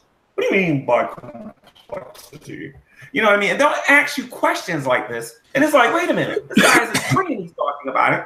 The guy before him has a degree was talking about it, and these people on YouTube who like to criticize you about this, who claim they love science so much, who have all of these degrees, don't seem to get it. Mm-hmm. Well, I think the issue is that it is very interesting that they brought up everything that I talk about just now, but because they just did. They mentioned almost in the same way that I mentioned it. But I think the real issue is that's the reason why you hear them mentioning it the same way that I do, is because it's very interesting that scientists on both sides of the fence acknowledge what these facts are. ATP synthase is a molecular turbine. That's not a matter of opinion. That's a matter of objective fact. The DNA, the way that the amino acids range together and they produce these different primary structures. You know, we got the order of the amino acids that are bonded together, secondary structures with tertiary groups, with the R groups interacting underneath. That depends on all these specific amino acids and how they're arranged. Wait. Hold on. Sorry about that. The maintenance folks just came by. I still have my headphones on, and so he was getting into it, folks. He was getting into it. Now, I'm trying to find a piece of paper so I can write this down. I'm gonna try. I try to hit the closed caption button, but it's not working. I don't know why, but so let me rewind. Let me try and hit it again. No, that's what he said. All right, let me rewind this. Because it's very interesting that scientists on both sides of the fence acknowledge what these facts are. ATP synthase is a molecular turbine. That's not a matter of opinion. Okay, well, it's not, but you know, there's a certain type of energy that turbines produce, and CRISPR actually tried to address this with True a number of times. If you look at and anyone can go look this up. Look up the type of energy produced by a turbine. Look at the type of energy produced by ATP synthase. They're not the same. So, you know, you can say that it's like a motor, and that would be somewhat analogous, and that's closer. But a turbine, no. A turbine is a very specific device that produces a specific type of energy. That's a matter of objective fact. No. The DNA, the way that the amino acids range together, and they. Now, I thought I heard him say this. And so that's why I love being able. Oh my God. Okay, folks. So where is this at? 2140. So did y'all just hear him say in DNA the way that the amino acids are arranged? Maybe he corrects himself. Let me listen. Maybe he corrects himself. Produce these different molecular terms is because it's very interesting that scientists on both sides of the fence acknowledge what these facts are. ATP synthase is a molecular turbine. That's not a matter of opinion. That's a matter of objective fact. The DNA, the way that the amino acids range together and they produce these different primary structures. You know, we got the order of the amino acids that are bonded together, secondary structures, and tertiary groups. But the R groups. The tertiary what? Oh, what? Oh, bruh, come. Oh my God. Okay, Neffy, I believe, was making the same mistake. Look, folks, y'all don't have to know a whole of a hell lot about DNA, but it's clear here that he's confusing. He's saying DNA. What he means to say is proteins, and it's probably him misspeak. It more than likely it's just him misspeaking. Okay, because what he's trying to talk about are the primary, secondary, tertiary, and quaternary structures of molecular, macromolecules, what have you. But no, DNA is made up of nucleotides, not amino acids. But close, true, close. You're almost there, man. But again, this is the guy saying that this is the guy that people tout as being able to talk to PhDs, and him and Neffy made the same mistake. Neffy was saying, I believe Neffy was the one saying this for years, that DNA was made up of amino acids. This is biology 101, my man. 101. We should be in 300, 3,000 level now, in the junior level, and you're still making these very basic mistakes. So, but people make mistakes all the time. People make mistakes all the time. It's helpful to have people who actually know something about it to correct him, because his partner in the hangout doesn't know anything about this, so he's not going to correct. He's not going to know anything. He's just going to say, oh yeah, true, whatever you said was right. And no, that's absolutely, y'all can look this up right now. Look, and you know what? I'm going to talk amino acids in DNA. Nope.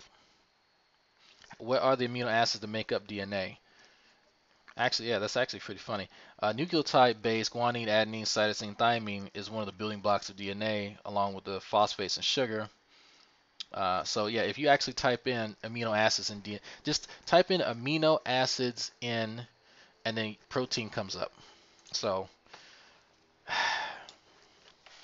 man, oh man, oh man. Simple mistakes, true. Simple mistakes. But I'm making a timestamp of that. Because he starts going into his rant where he just starts name dropping things. Like I wish some of our more creative folks could come up with like little skits and when he just starts naming things. Where is Sites and Atheist when you need him? Interacting underneath that depends. The backbone. Yeah, it's a sugar phosphate backbone. P butthole. Yes. You're right. Sugar phosphates. And all these specific amino acids and how they're arranged to get some sort of complex protein shape. Okay, so he does correct himself later. So he says DNA twice. So yeah, he did misspeak. He meant to say proteins first. So this is comparable to a written language. It's comparable to if you're writing the post on the side right now. It took each and every one of those characters of the English alphabet to be arranged to give a sentence and then a paragraph and then something that's going to be understood. So I think the point is that we. So in this, yeah. The reason why these facts are brought up is because all of this information is fact. And what do we do with that fact? We have to infer that fact to see what the best explanation is. And there's no explanation that can account for, no evolutionary explanation that can account for these systems. The only explanation we have for these systems is an intelligent agent. So that's the intelligent agent of the gaps. It's definitely not God. It's definitely, even though it's quite clear where or who the intelligent agent is, it's not God. Matter of fact, it is non-God intelligent agent. God. That's who it is. The reason why you hear these things being brought up and being really. Yeah, I think the best way to put it is sort of in what universe is the chemical reaction out of hand by. When you see the issue, Agrippa, is that a lot of these guys don't understand analogies. They don't know when something's analogous to something else. They lose the interpretation that it's trying to get across, right? Because we use analogies to help communicate ideas, so it's easier for people to understand. With these guys, they don't get that. They think when something's analogous, it's literal. It's like saying that ATP synthase is analogous to a turbine, which isn't accurate, but it kind of helps people picture it. And that's something that you teach undergrads and kids to get them to visualize it.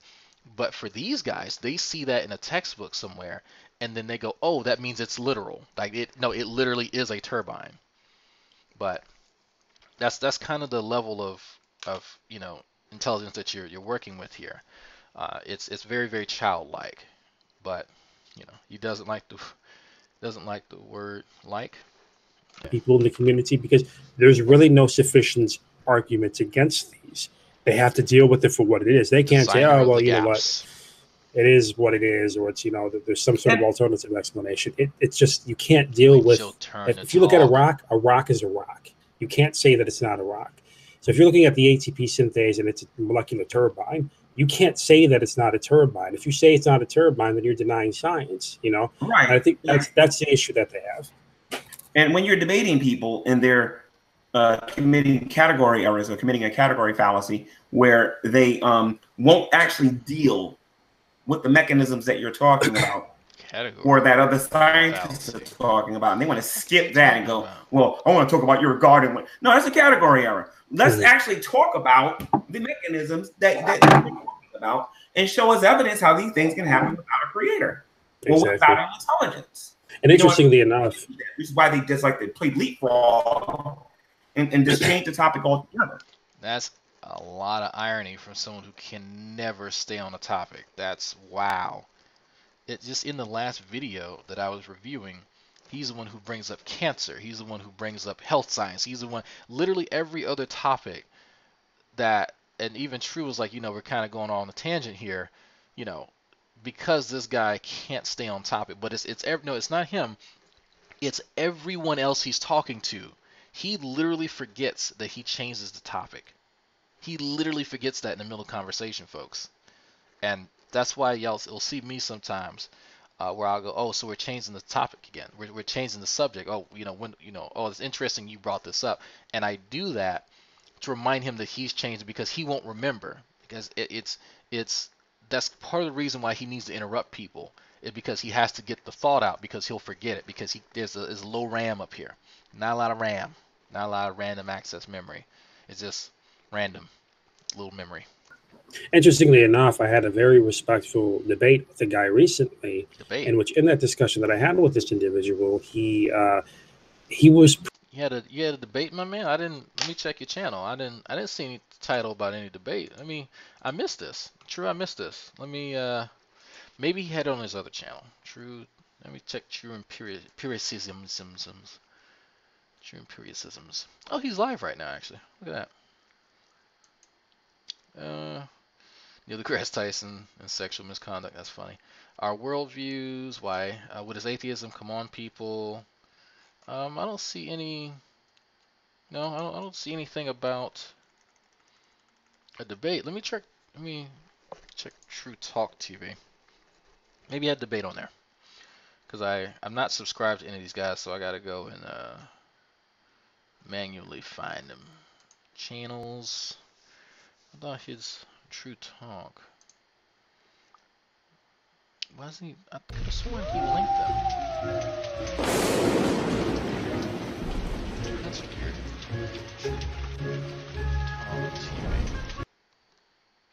Okay. That's only 6 videos. Okay, so no, it's not on True Talk TV. Oh, Luna and a walk. Oh, look at that. Sorry, folks, he's walking the dog on the train tracks again. That dog did get big. Yeah, someone told me. He's real healthy too. Come on. Man, these are the kind of videos I like watching from True's video or True channel. Yeah. Good girl. Oh, look, of course, my wife's in the chat with the dog. Good girl. Yeah. Okay, so I don't see anything on these channels about a debate. So I'm not sure what he's talking about. He had a debate. I'm not. Maybe what I think that he's talking about is that he had a discussion with CRISPR and a few other people. I think G-Tard was there, and Veckel was taking up space. And so that's probably the video that I was reviewing. I think that he's calling that a debate.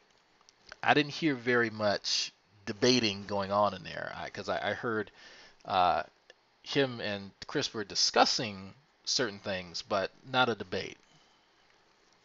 But presented with mainstream journal. So actually, if that's what he's talking about, folks, this is interesting, because if that's a debate, if he's calling that a debate, then I want to hear, because True is known for revisionism, history revisionism. He will retell a story and he will come out on top. Everyone else doesn't know anything.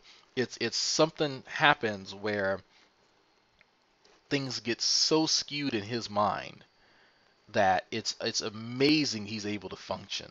Like, I'm not saying that he's being dishonest, but maybe just his worldview converts things into a way that it makes him sleep better at night. I don't know. I think there are a lot of delusional people on here, and it's probably not their fault. It's probably just some mental illness. I don't know. But man, I love hearing him retell a story, because it's like, dude, we watched it.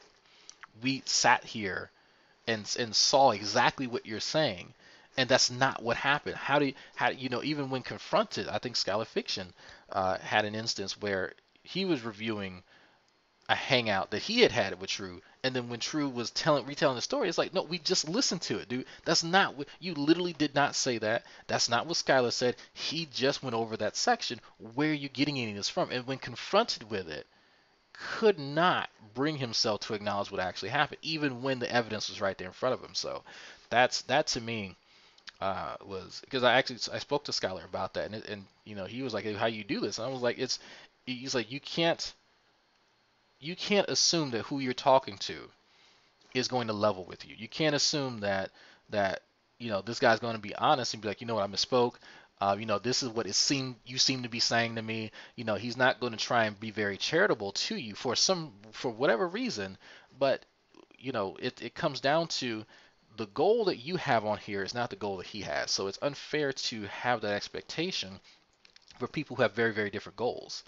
I'm not going to hold him to like I said this earlier, I'm not going to hold him to a standard that I would hold my peers to. My lab partner, I hold to a higher standard, and I hope he holds me to a higher standard than I would anyone on the internet who is far removed from what we're doing. I can't do that. Even though some of these guys will put on airs as though they want to be held to that standard, because they get mad when, oh, you're talking down to me. I understand this, I understand this jargon. Well, no, you don't. You're not even using these terms in the correct context. So it's obvious that you don't understand it. You've heard this term, you've heard this reference, and then you're trying to somehow, fake the shibboleth needed to talk in that language, but not really understand it. So, am I supposed to pretend that I think that you know about this and that you're able to communicate in a way that's sufficient for me to understand what you're saying? Or am I supposed to just say, look, man, let's just drop the nonsense and let's try and hash this out the best way we can? Because articulating it the way that it's being articulated ain't working. So it is what it is. Journals by me, and I read some of these mainstream articles in front of him. We read it more or less together. I screen shared it to show and to help him understand that it's not a matter of opinion. This isn't me giving an interpretation that this is what the ATP synthase is. This is what mainstream journals are saying about it. It's not an opinion. This is a fact. This is what it is. And then instead of him dealing with that, he sort of dismissed it and jumped to, well, where are the articles for intelligent design? And then I went to the PLOS One article that was rejected, and the dishonesty that took place there. And then I went over to, different articles from, the Discovery Institute. I told him, look, there's a database of articles over there as well. You look at the Sternberg situation. And I just try to push that away as quick as I can just to give him an answer to the question. So you went to non-scientific sources and he dismissed non-scientific sources. You mean to tell me that that's what happened? Man, I wonder why he would dismiss non-scientific sources. He was raising, to go back to the point, look, you have the facts in front of you. If you're going to say this is the God of the gaps argument, you got to prove that. There are facts that you were just presented with, and you have to make an inference based on those facts. Why don't you come to the aspect of a designer? This is what the facts are showing. There was a designer. And rather than him dealing with those facts, he jumped right over to the Christian God, added a primacy to the argument, to the design argument, because of the implication of the design. So what I'm trying to say here is this, is that when you were dealing with these people, even when you listen to some of the big name people like Eugenie Scott, who's a physical anthropologist, they don't fight against intelligent design for it not being a science. They accuse it of not being a science, and they go about demonstrating that it's not a science by attacking the religion that they don't like. It's never been debunked as a science. It's usually been straw man, and they jump to the. Well, it's not a science because it doesn't fit within the scientific paradigm. Like there's a reason why all of these articles, they're not studies, they're articles, exist only on answers in Genesis and creation and stuff like that. There's a reason that they're relegated to these realms, and you can't go to PubMed and find these because it's not science. And so the problem with you guys trying to purport that it is a science is that you are no closer to the field than the people who are trying to get into it. Like it's some of them do have legitimate degrees, but what they're trying to do with their intelligent design nonsense doesn't fly, and they know it doesn't. They know good and goddamn well where their evidence is and where their evidence is not. So you just labeling something science as an outsider looking in does not make it sufficient for it to be a science. Sorry. That's just fact of the matter. Christian God, because they have a problem with the implications that might lead to an unfavorable or undesired. Oh, here we go. Now there's a motivation. There we go. So the issue isn't that it's not a science. The issue, and so here we go. Thank you, Truth. Thank you. So was it an argument? It's an appeal to intention, I think it's called, folks.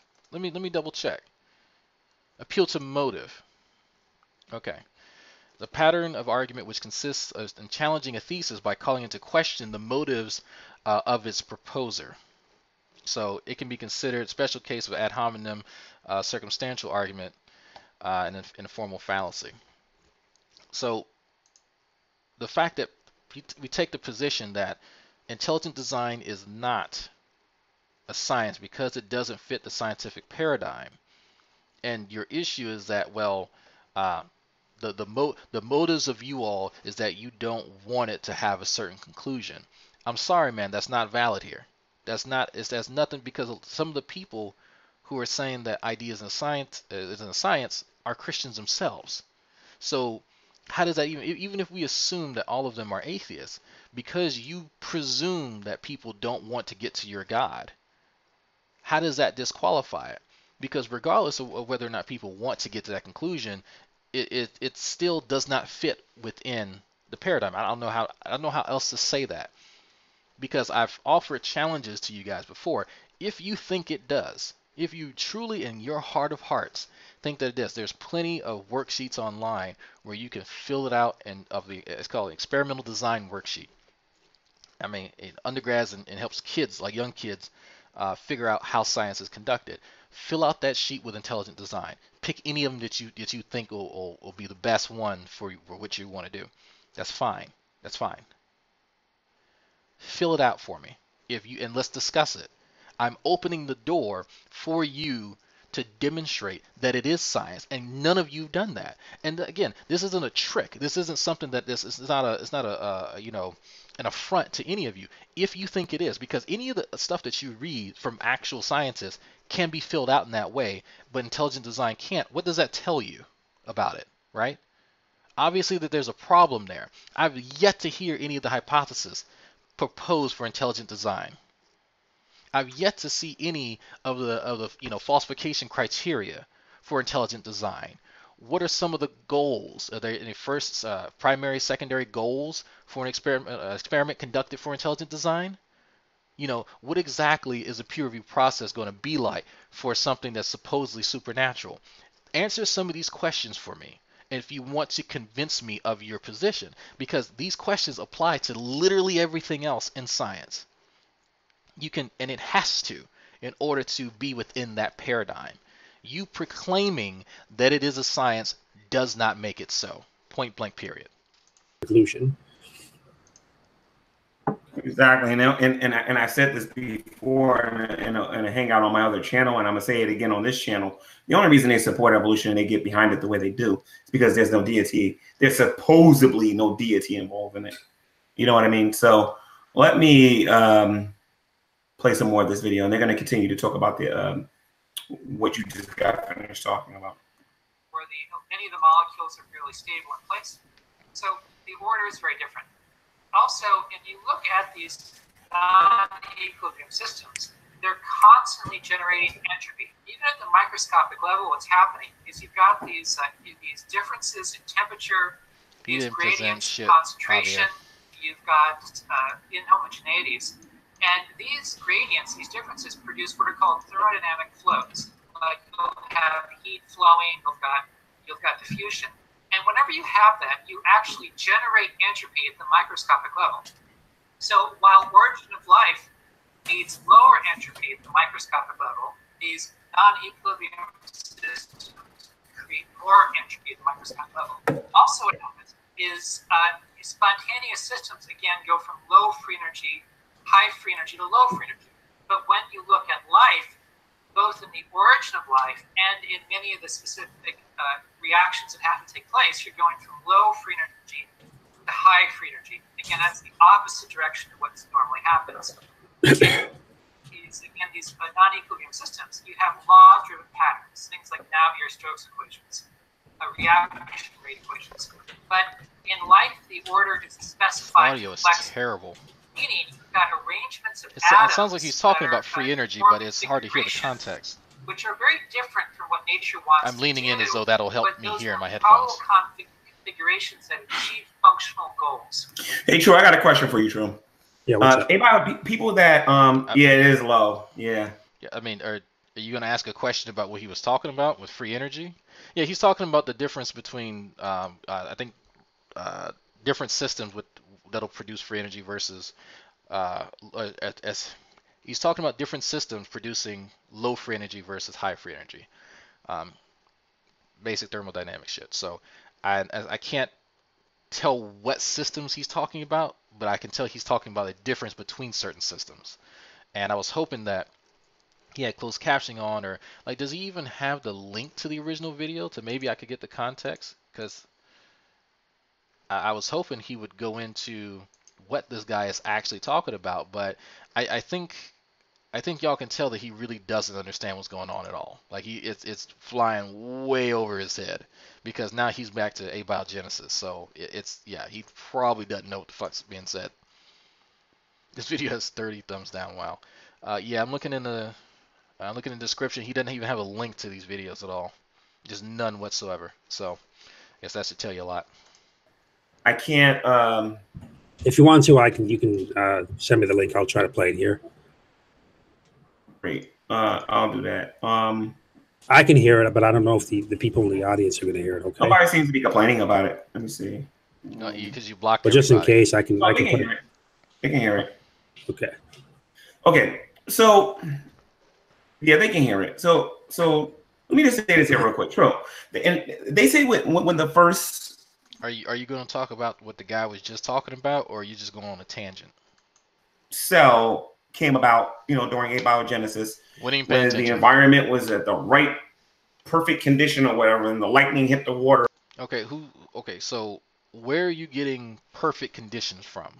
I don't know what perfect conditions means in this context. What are you talking about? Ideal conditions that just made it so that conditions were such that these events occurred. Like I don't like that's what I'm getting. Well, sure. So ideal scenarios make it such that I can be successful in life. ideal scenarios make it such that the weather is incredibly shitty, the temperature plus the wind plus whatever, right? What is that actually saying? So I don't know what perfect conditions are. And everything and whatnot, right? Everything and the first cell came out that it was a self-replicating cell, right? Can you do me a favor, okay, and explain to me what they believe about this self-replicating cell, please? Now, folks, this is going to be very interesting. Like I said, I have not listened to this at all. This is my genuine response to them trying to explain shit that I learned in, like, Bio 101 years ago. So I'm very curious if, let's see, let me write down some points. Let me just try and think back, because I like doing this stuff on the fly because it's a challenge for me to remember stuff that I learned years ago, but also try to import some of the newer stuff that I'm somewhat familiar with. So let's see. So what it seems to be leaning toward is self-catalytic RNA. So let me first write down, let's see, self-catalyzing RNA. All right, and so from self-catalyzing RNA, then proteins were produced. There's still some humps with that. I'm taking a leap there. So that's I'm verbalizing that so that people understand that this is not this is not set in stone. This is still something it's an ongoing investigation. Okay, so then we get proteins, and then from proteins we had the aggregation of proteins forming the first membrane. So proteins aggregate, first protein form, membrane form.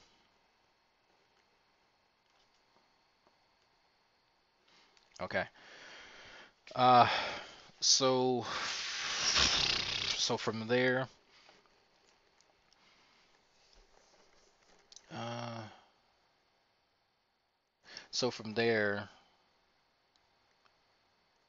it then cleaved itself more or less. So binary fission. Binary fission. And that's how it pretty much replicates. So, okay, so I want to see if some of these major points, and mind you, I didn't include, everything on here, but just some very basics of what is commonly understood to have happened at that period of time. Okay, so self-catalyzing RNA. So basically, the RNA itself. RNA has the ability to catalyze its own reactions. So how could I describe this? So when molecules need to break apart and join together, sometimes that takes a lot of energy. Sometimes that energy isn't necessarily present, and so other, proteins are typically needed to help that process along with those breaking bonds and whatever. And so certain molecules can do that by themselves. So if this molecule, let's say the molecule, it needs to break apart this OH group or whatever, even though it's a good leaving group by itself, it can do it by itself. It doesn't need an additional protein. Okay, so RNA is one of those molecules that can do that. So that's one hump. So since we know that the amino acids can generate by themselves without the need of proteins, well, you have RNA and then free-floating amino acids. Well, then you can start constructing some very basic proteins. And so when proteins then aggregate, they can form polymers and all that cool stuff. You can get these membranes, and then you have membrane-bound genetic material potentially. And then they split apart, and now you have two from one. All right, so that's what binary fission is. That being said, I'm curious as to what true is going to depict here, because if it's not, similar to kind of what I have here, then it's hard for me to give him very much credit. So we're going to see, because yes, a part of how things replicate at a very basic level, is by binary fission. We still have many organisms that reproduce via binary fission. It's probably one of the most simpler ways of going about things because having gametes is messy.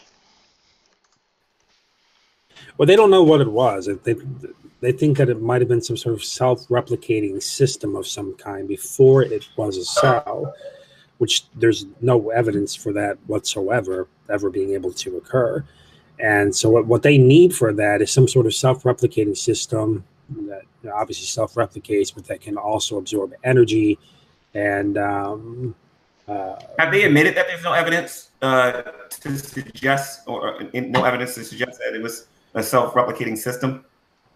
They tend to speak out of both sides of their mouth. There was an interview, for example, if you guys want to go check it out, an interview with Bill Maher. Richard Dawkins was there. And at the beginning of the interview, he's so confident. We know how life happened. And then later on in the interview, he says, well, we don't know how exactly life happened. So, I mean, you hear these people, I mean, you did. You hear them exactly like that. And you hear them.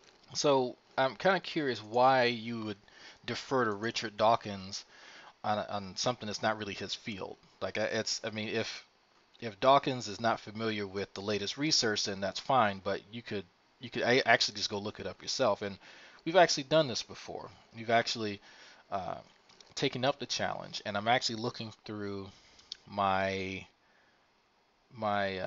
documents because I'm trying to find a PDF that I've downloaded a few years ago that Sam came across, where it describes, I believe, as integrated single cell analysis maps. No, that's not it. Oh, I should have named these. There's Nature 23902, Nature 2466. Fucking hell. Hold on, folks.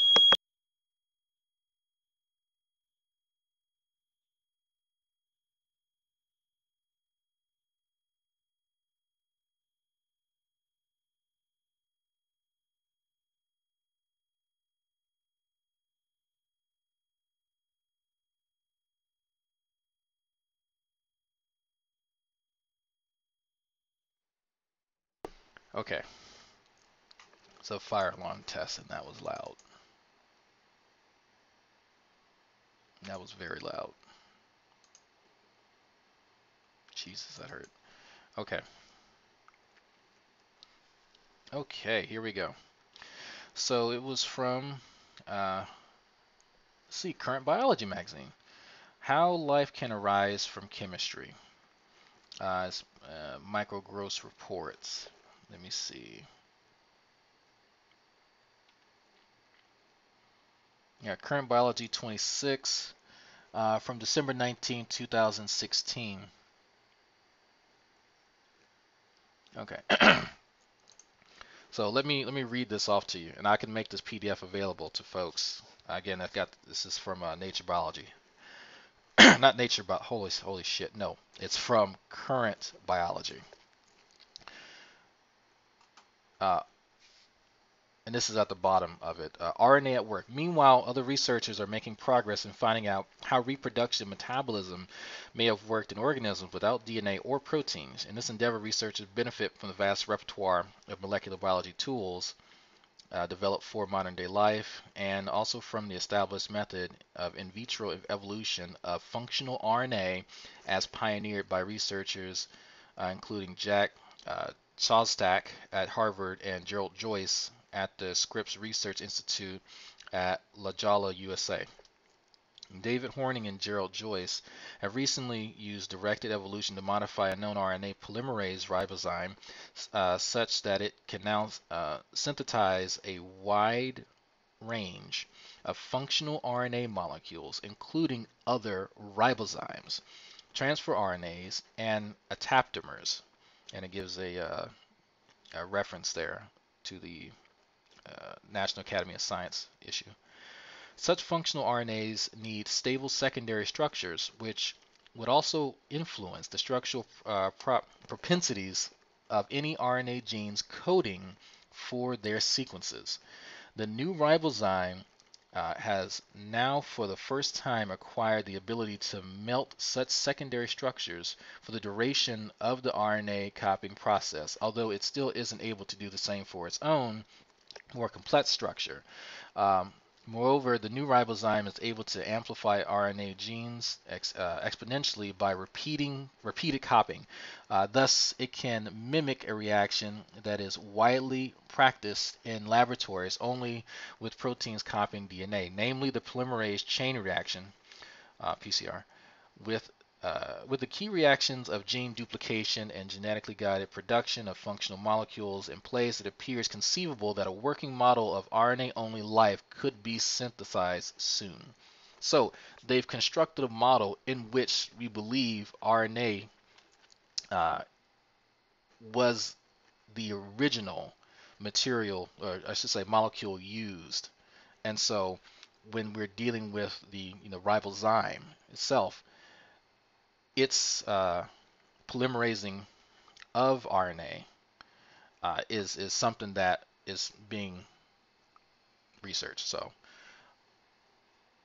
when they say that there's no research and nobody knows that it's whatever. I'm at a loss for like trying just to repeat the same thing over it, because it really is just like nobody knows. Nobody knows this, nobody knows that, people do know. People have a pretty good doggone idea. There's certain holes, there's certain gaps. Obviously, that's about science, but there's a lot of work that's currently being done. And if you're referencing stuff from like the 1950s, then you're a couple of decades too late. Let me just read off another point in this paper. A key inorganic component that life must have recruited early on is phosphate. It is ubiquitous, Jesus, in all life forms we know. Not only in the backbone of nucleic acids, but also in important small molecules carrying energy. Y'all know that as ATP. Reduction potential in NADPH or information GTP. How this ion may have made the transition from inert, mostly insoluble inorganic compound into RNA and other biomolecules is a crucial point that needs an explanation. So here we go. This is an area of inquiry. Prebiotic chemistry has long struggled with the recruitment of phosphate. This anion likes to associate with bivalent metal ions such as calcium or magnesium, and the resulting salts would be poorly soluble under conditions compatible with life. Again, an issue. Moreover, its transfer from inorganic salts into nucleic acids or other biomolecules involves a condensation reaction. I'm sure y'all have heard that before, i.e. the removal of water molecules. When water is the solvent and thus present in huge excess, the opposite direction, namely the hydrolysis of phosphor ester bonds, is favored. Until recently, phosphorylation of prebiotically relevant organic molecules only succeeded in water-free medium, such as in organic solvents at high temperatures, and with the use of specialized phosphate reagents whose occurrence on prebiotic Earth would appear unlikely. Again, another issue. The teams at Cesar Minor Salvan and Nicholas Hudd at Georgia Institute of Technology in Atlanta have recently suggested a surprisingly simple solution for this riddle based on a set of conditions that may naturally adjust themselves as a puddle. Let me go up here. A puddle evaporates. So I've named about 3 different issues. Some of them y'all have heard before. And so here they're identifying the problem and then pointing out here's the solution that happens as puddles evaporate. Okay, because remember, having this happen in water is kind of iffy.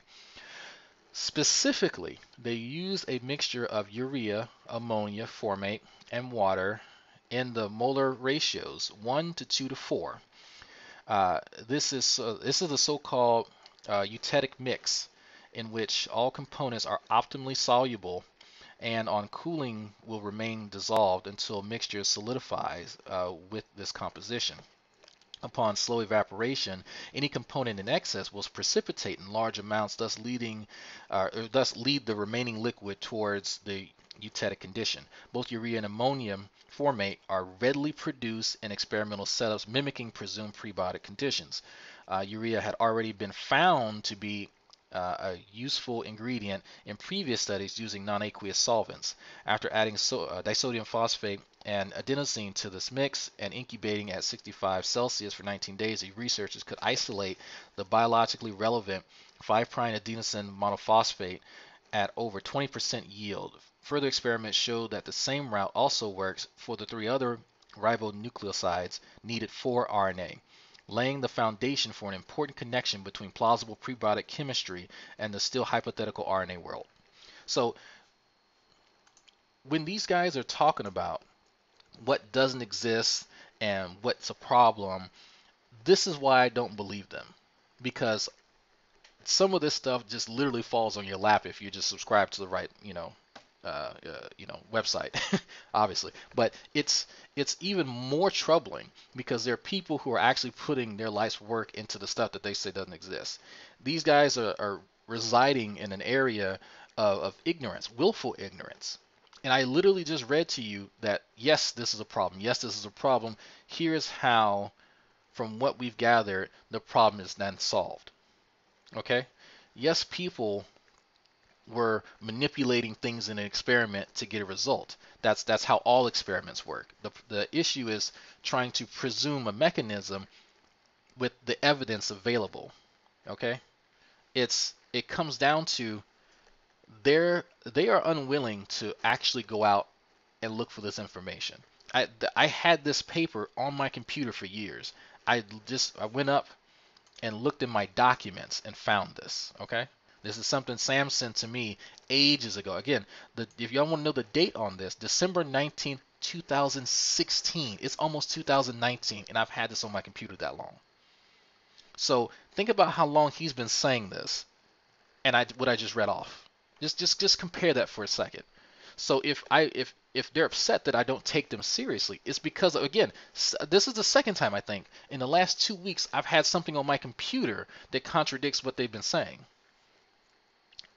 What am I supposed to just go, well, they still know what they're talking about, even though they're absolutely wrong? They're saying this doesn't exist, and then, oh, look, I found that, yes, it does exist. So maybe they or some of their friends need to tell me how I'm supposed to respond to that. Tell me what the ideal scenario is in which I go, okay, well, he says this, but the information out there from said scientist says this. Am I supposed to listen to the guy who has no background or no real knowledge, formal or informal education in this topic, or listen to people who are actively working in the field? Who am I supposed to listen to exactly? I mean, you tell me.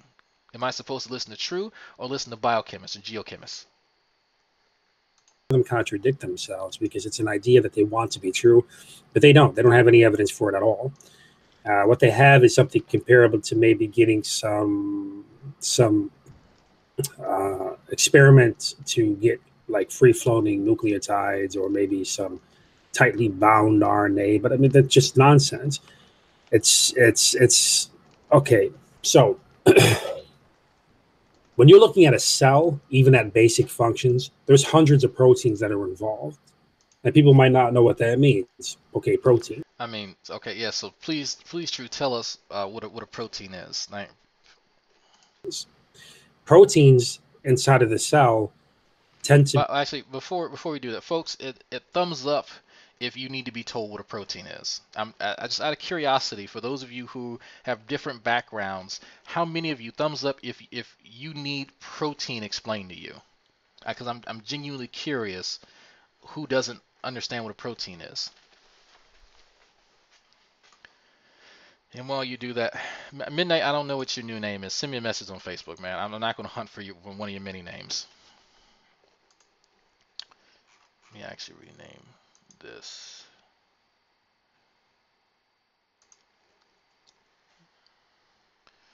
Thumbs up if you need protein explained to you, because I love when he does this.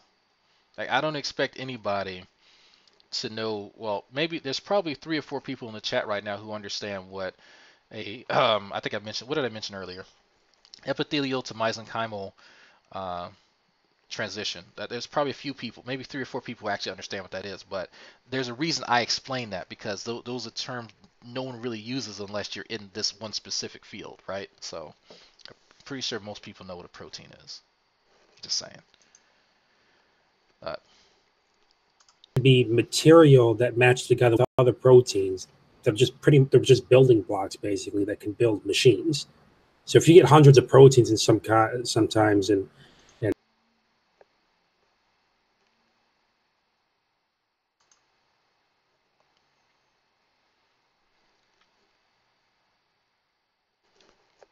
in certain complex machines.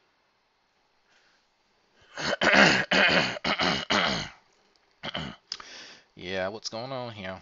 What's going on?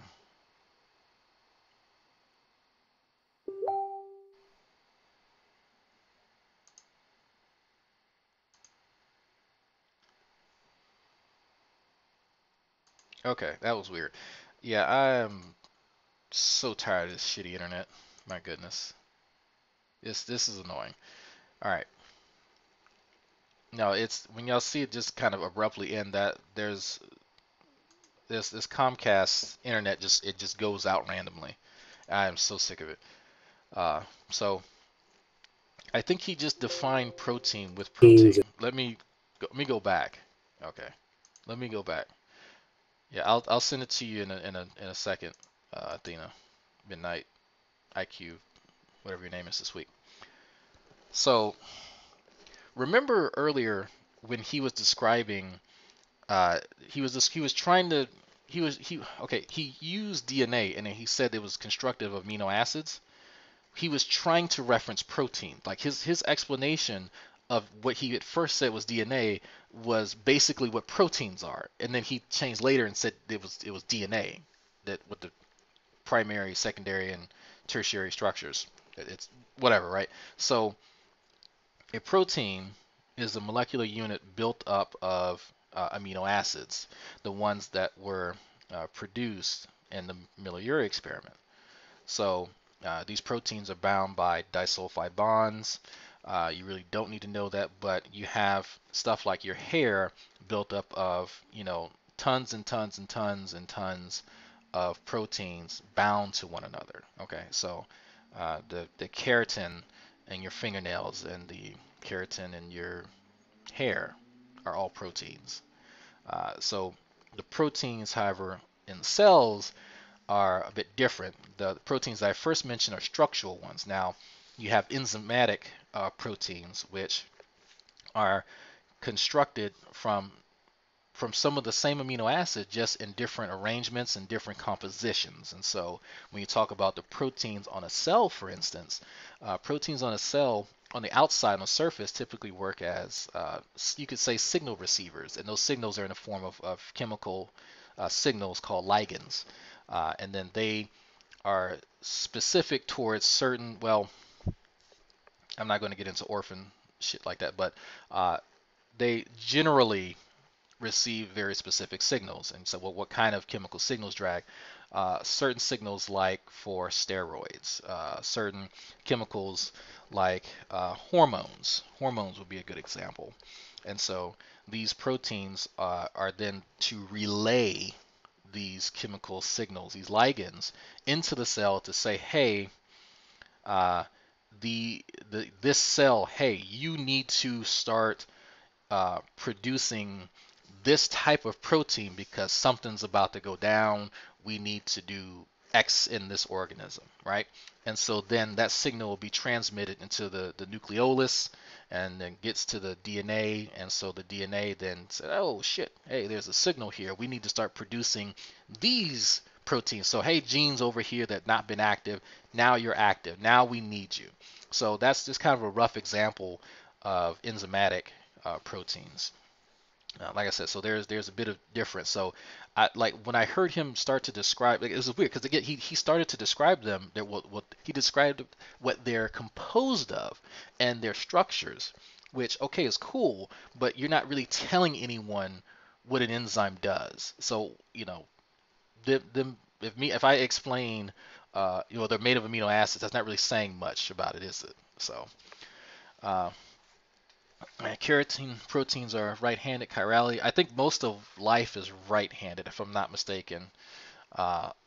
Most of the molecules in our body are right-handed. If I want to say they're right-handed, I think actually that most of life is right-handed. I'd have to double check, but someone feel free to fact check that. I want to say that's right. And people might not know what that means. Okay, protein. Okay, so I'm trying to listen to what he says is protein, because it sounds like he's defining proteins with proteins, and how's that helpful for anybody? Proteins inside of the cell tend to be material that match together with other proteins. They're just building blocks basically that can build machines. So if you get what? That makes no sense. The machines inside of cells are proteins. So the proteins are things inside the cell to do stuff with other proteins. How does that explain to people what proteins are? True. Like this, again, this is what I'm talking about. When you start explaining things, like, because if I were to take this, what is this timestamp? Let me actually get this timestamp. This is 30, I'll just say 30:35. Actually, no, let me just do 30:30. Protein explanation. If I were to play this for, let's say, someone in my biotechnology lab, right? Do you think that they would say that that's accurate or not? And again, people who they're in L configuration, amino acid. Okay, this L. Thank you, Mr. Logo. If I were to play this for actually my lab partner Harry, do you think that he would say, yeah, that sounds right? Or if I just picked any old random person in the biotechnology program and they listened to that, would you think that they would say that, yeah, he sounds like he understands what proteins are? Because, I mean, I can do that. I can actually send this, it's in this timestamp, to another person that I know and then record their feedback, because that was a non-explanation. Yeah, you just define Lego by saying it fits together with other Legos. Thank you, Smiling. See, that's a perfect example.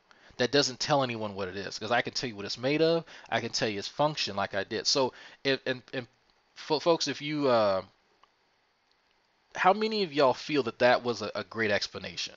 Would y'all prefer my explanation of what a protein is, but besides its chirality, because that's like I said, I don't know. Thank you, Mr. Logo, by the way. Did y'all prefer my explanation of what did y'all actually understand what I said when I explained what a protein is versus what True is saying now? Because I'm curious. If I'm not explaining it right, then there are other people who can probably explain it better. Because it's more important that the correct information gets out there. Get hundreds of proteins in sometimes in certain complex machines, and maybe 15 to 40 in some of the less complex machines. You understand that just for basic function, you need design there. And so for people to believe that this can happen just by having some of the components. Oh, I just thought about something. So the next time Genius Boy goes live, our favorite person from New Jersey, for those of you who are not blocked, ask him what a protein is. Let's see how much he's actually learned from his buddy, because we remember what happened last time when he was supposed to learn about he was supposed to learn about chemistry, and then he started telling us about hydraulics. I'm curious, so y'all feel free to ask him about that and see if he answers, because I think this will be very illuminating. We'll say that. Very illuminating.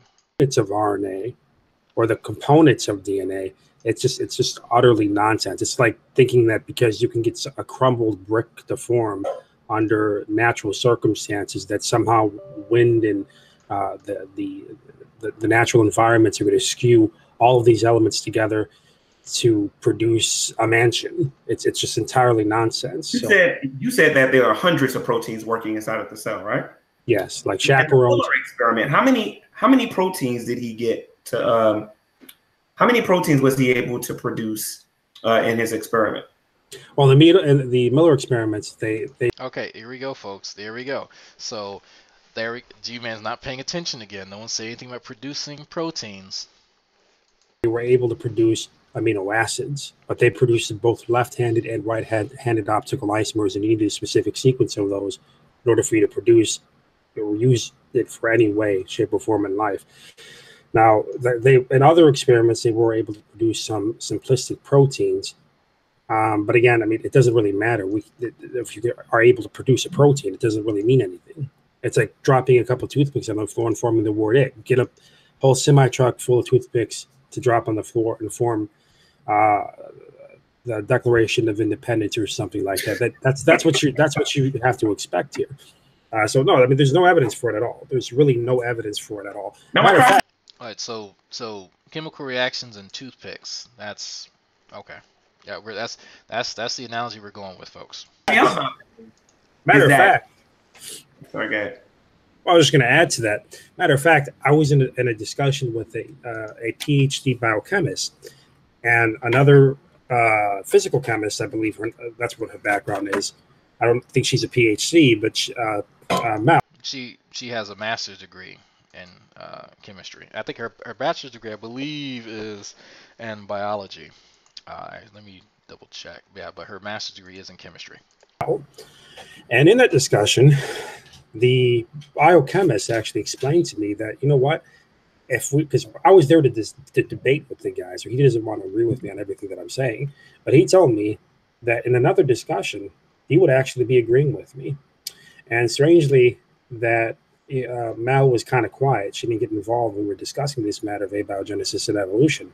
She doesn't get. So, okay, as someone who spent some time with Mel, we did talk about that. I think we talked about it so if y'all don't know, me and scientist Mel and the wife and Mouty, not Christopher Mouty, Monty, the brains behind Three Black Heathens production and art. We all were in New Orleans and we had a wonderful time a while back. All right, so I believe it was while we were eating at IHOP where we were talking about her work and her background and just some of our interactions with people on G+.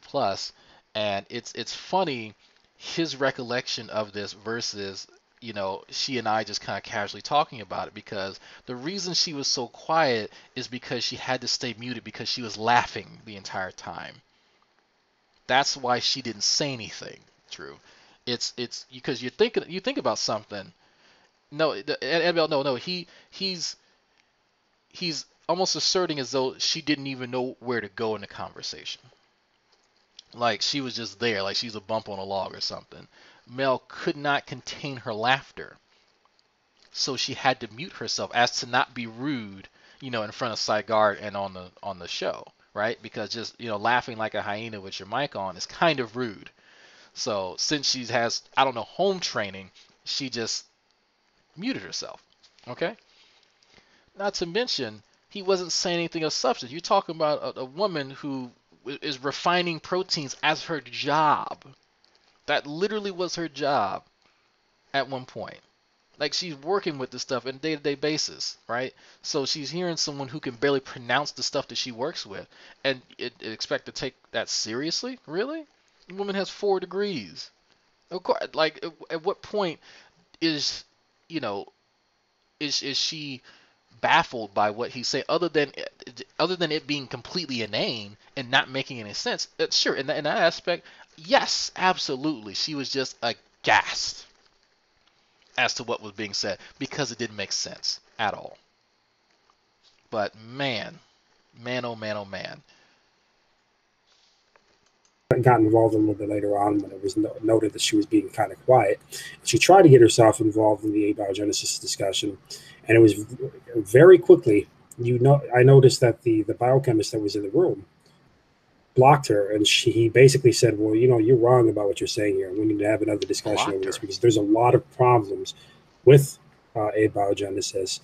So I found it very interesting. I found it very interesting that a biochemist who is supposed to be debating me over this topic was acknowledging that, everything that I was saying about abiogenesis. So it's interesting. My recollection of that conversation is that Sigard provided some context that yes, there are certain hurdles that need to be, that need to be surmounted, before it's officially cemented in the annals of scientific history.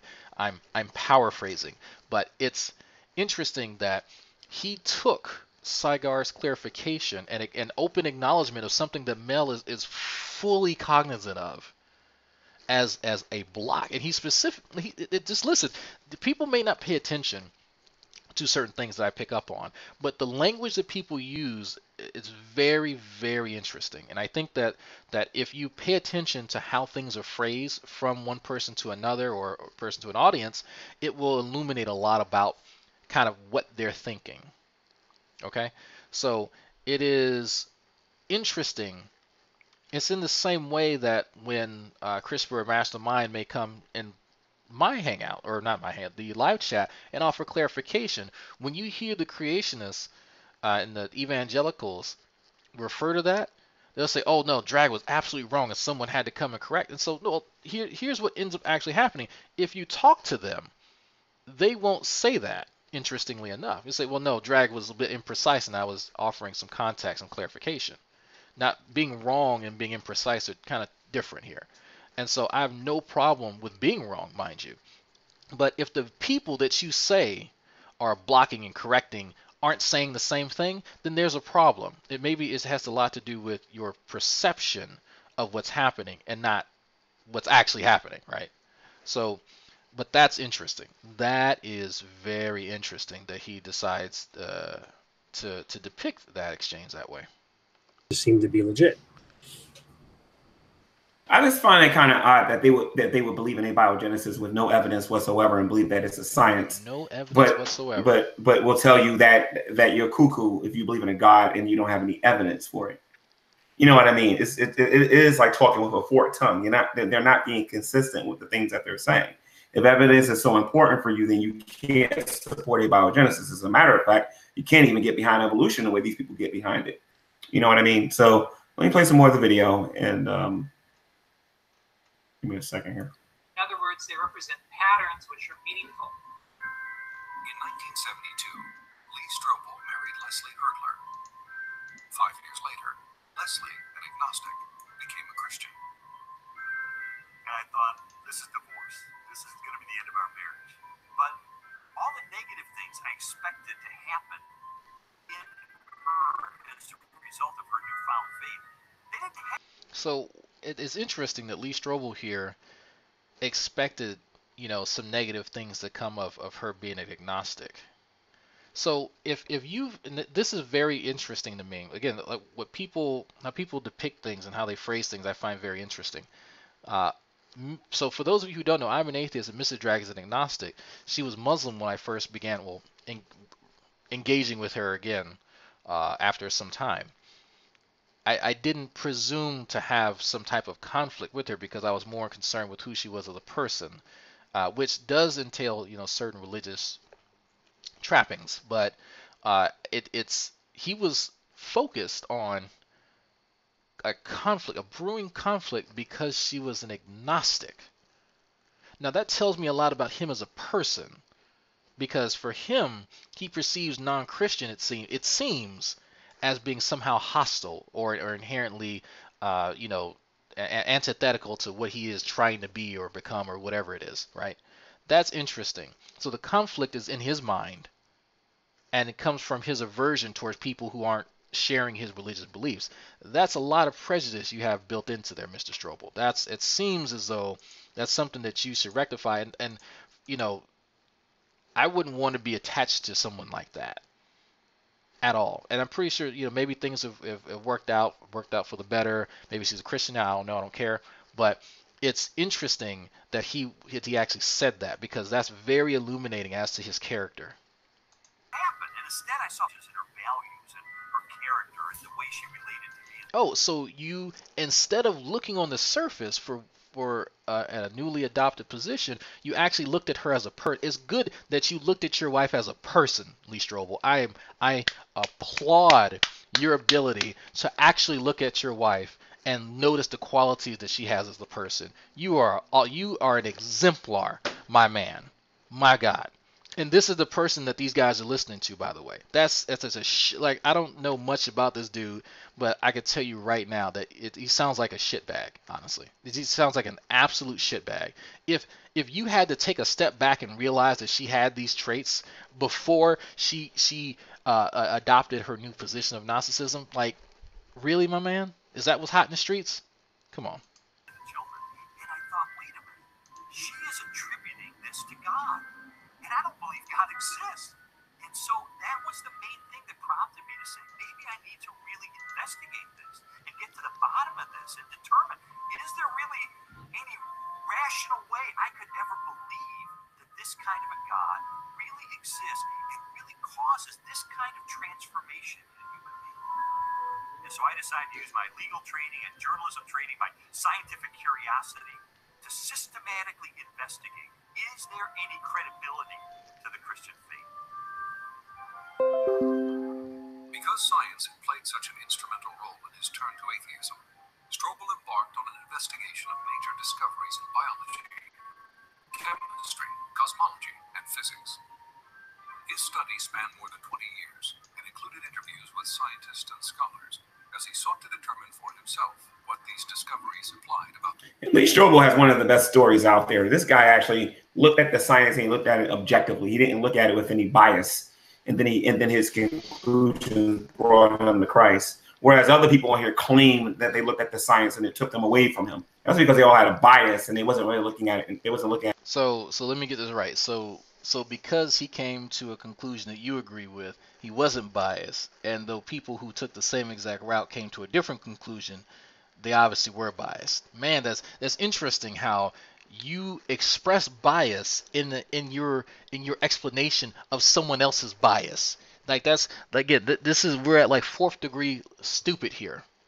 The dude, like, it's if y'all didn't catch that, this guy literally just expressed his own fucking bias by depicting a scenario in which other folks are supposedly expressing bias.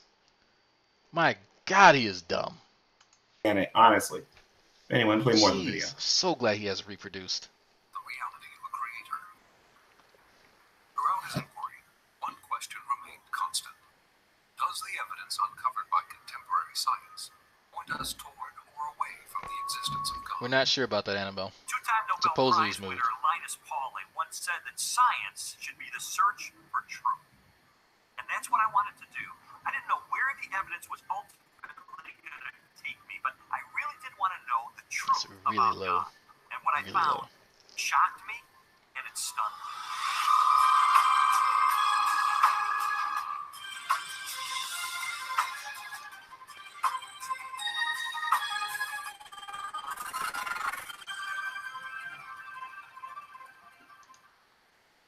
Strobel's search began with an examination of evidence that challenged materialistic theories of life's origin. He discovered that this negative evidence contradicted the textbook explanations that had once convinced him the blind forces of evolution could account for the creation and diversity of life on Earth. A good example of negative evidence is the 1953 Origin of Life experiment by Stanley Miller. So, hold on for a second. So, he was investigating science to come to the conclusion of a creator. Now, that seems like a fool's folly to begin with.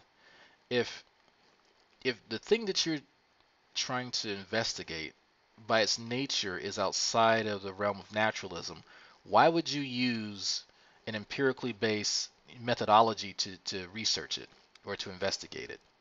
Like that, it seems like for someone who values himself as a researcher, that should have been one of the first conclusions he should have came to, right? Because just from the very beginning, he is on this a goose chase, a wild goose chase.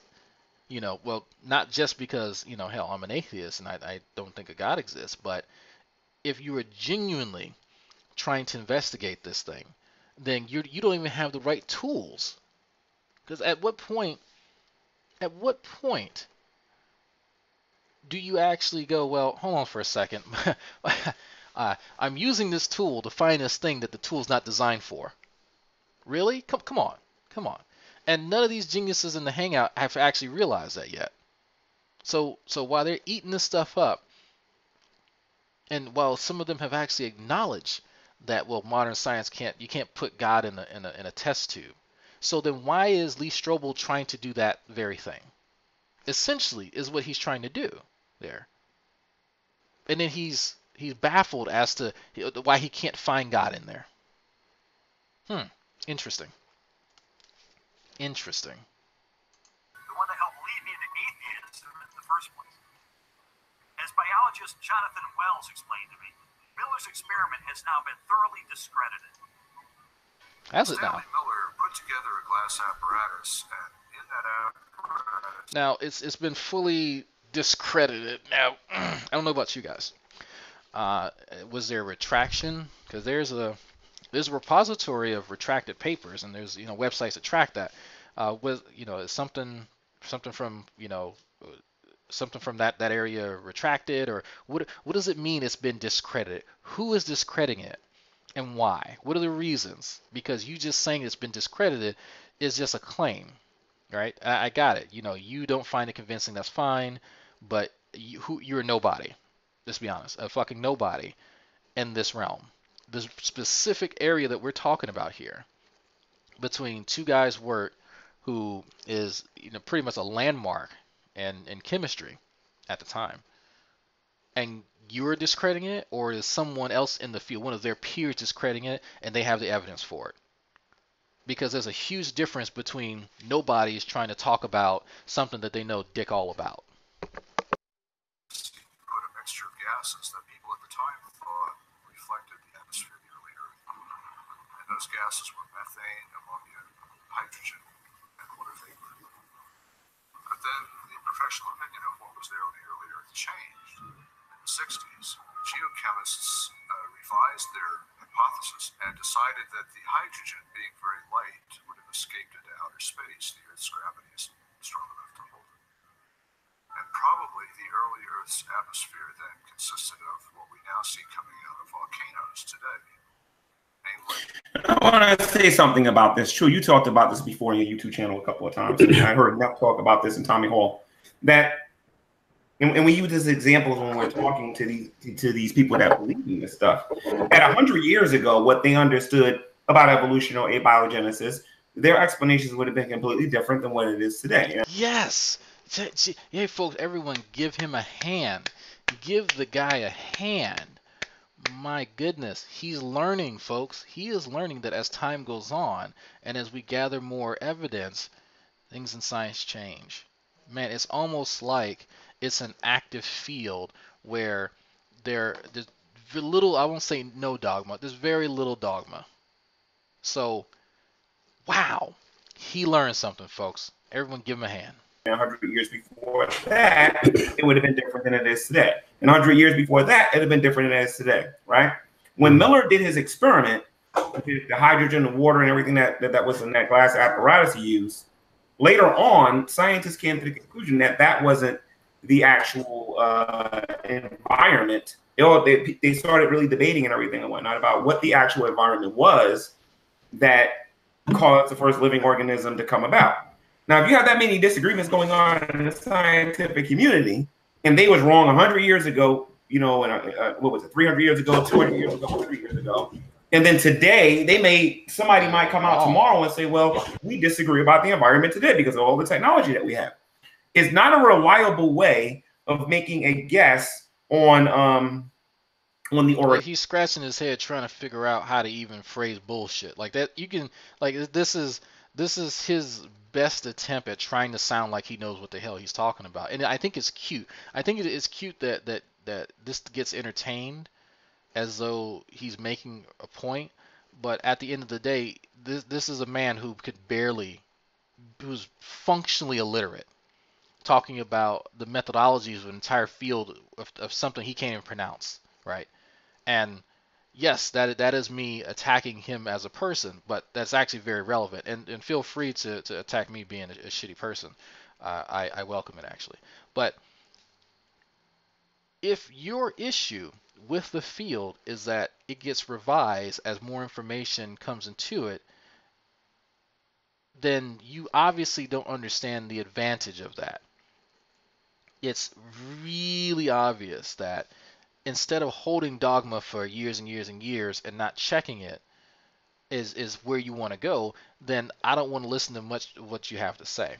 I want people who can really, really investigate what's going on. People 100 years ago had an idea what was going on, but they didn't have the technology to really get down to the nitty-gritty. But they were pretty accurate. As time goes on, we don't just throw away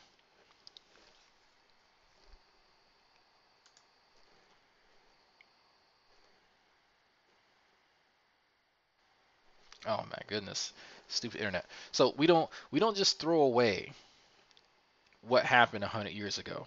Even though we can go back to Darwin's time, before we knew the connection between descent with modification and its relation to genetics.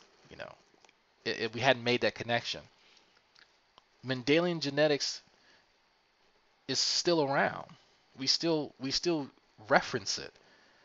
It doesn't have the whole picture. It's more like you can think of it like a grainy picture, right? When we can go back. We'll go with Gregor Mendel. We'll go with Gregor Mendel first. Actually, let me not do Darwin. It's played out. When Gregor Mendel first started working with pea plants, and he started saying that, well, you know what? We have some red ones, we have some white ones, we have some pink ones. We have some with short stalks and long stalks and what have you. And had all these different phenotypes. And that when you bred them, they could produce very similar or very different phenotypes. He didn't have the type of technology we have now to show that, oh, okay, well, you know what? There's things that happen on a molecular level. He knows that there's something that was happening. And so now we understand that, yes, he was onto something. But he didn't have any idea about, genetic recombination. Not truly understand it at the level that we understand it now. But we didn't throw away Mendelian genetics. Mendelian genetics is still around. It's still taught because it's right. It's still correct. It's now more refined to say that only makes up a certain portion of what happens. And as time goes on and we observe more mechanisms and more phenomena, we'll get an even more refined picture so that grainy picture will eventually produce the porn that we're all trying to watch. And so on that note, folks, it's 11 a.m. This has gone on for 2.5 hours, and I've gotten through about 40 minutes of this nonsense. So I will bid you all adieu and probably pick this up maybe later this week. I don't know, but my goodness, this is what happens when two very uneducated people who have a clear agenda get together and try and talk about something that they know little about. I thank True for opening Hangouts again and engaging with folks, and then if he wants to address certain things, I'm openly inviting him to, and I encourage him to continue making Hangouts. But I would also encourage him to really investigate things before he talks. I would encourage him, if he's going to go out here and say that, well, this study doesn't exist, actually go and look it up before you say it. Because I'm going to keep calling you every time you do that. I'm giving you a heads up right now. It's going to happen. If not me, Christopher will say something. Sam's busy, but Rational Mind will say something. Nesslig will say something. Jackson Wheat will say something. Someone's going to call you on it because a lot of us are already familiar with this stuff. And then people who are just watching, there's plenty of people who are watching who really don't say much, but can go, oh, let me type in study bacterial flagellum origin. And then, oh, look, NIH, boom, link right there. Literally that easy. It takes less than 15 seconds. So before you open your mouth and say what people haven't studied and what's not being researched and what people don't know, go and look it up. It's open access. It is free for the public for the most part. And if it's not, there's plenty of people who have access to a lot of these things anyway. So it doesn't help your case when you make these claims and then I literally look it up in the middle of the Hangout and Hangout, and I go, wait, look, no, there it is. And it's existed for years. Years. It's usually at least half a decade old. At least. Like, I think the furthest thing was today, where back in 2010, they had exactly what True claimed didn't exist. Again, so you guys are cute. I think that your attempts to try and, I guess, convince, I don't even know what your goals are. Like, maybe you could make a video about what are your goals exactly? Who do you hope to convince? Because if we're comparing just YouTube presence and channels and stuff, do you think people are more than likely going to listen to you, who's never stepped foot in the lab, or me, who has been in the lab for quite some time now, actually, and is actually going into legit fucking research that I can put on a resume in the future? Who are people going to listen to? You know, I don't expect people to listen to me on philosophy. I would actually tell people not to listen to me on philosophy. No problem with that. But there's a certain point where you go, well, it's not based on who likes who. It's who actually knows the topic, who makes more sense. Not because, well, intuitively maybe it makes sense, but no, who has the most ability to articulate the most ideas and the most comprehensive points, make salient points within the discussion. So whatever metric you want to construct, let me know. But so, I also, again, true, I'm just directing this towards you because I'm not really interested in dealing with your buddy. If you want to address something that's very specific that I hear you've mentioned, you've actually mentioned this for years and years and years and years, and people can relay this to True because I've tried to send him messages and you know how that goes. True has had a huge issue with what he sees as and I won't say it's an illegitimate issue, but he's mentioned this a few times. Arrogant atheists and arrogant, you know, people who are science enthusiasts and arrogant, pretty much me. Like he's talking about me. I am more than willing to have that discussion just based on my arrogance alone, and I will actually defend it. So if you just want to have an open, it's not a dirt bait. It's an explanation. If you genuinely want to bust my balls about that, I am more than open to talking about that. So let me know. You know how to get in contact with me. I make myself readily available for that sort of thing. So on that note, folks, I hope 50 y'all watching enjoyed this. I do need to actually get something to eat now, and probably play some Fallout with Xavier in a minute. But yeah, other than that, yes, y'all have a great day. And whatnot. Whatnot. There's some whatnot. Auto insurance. With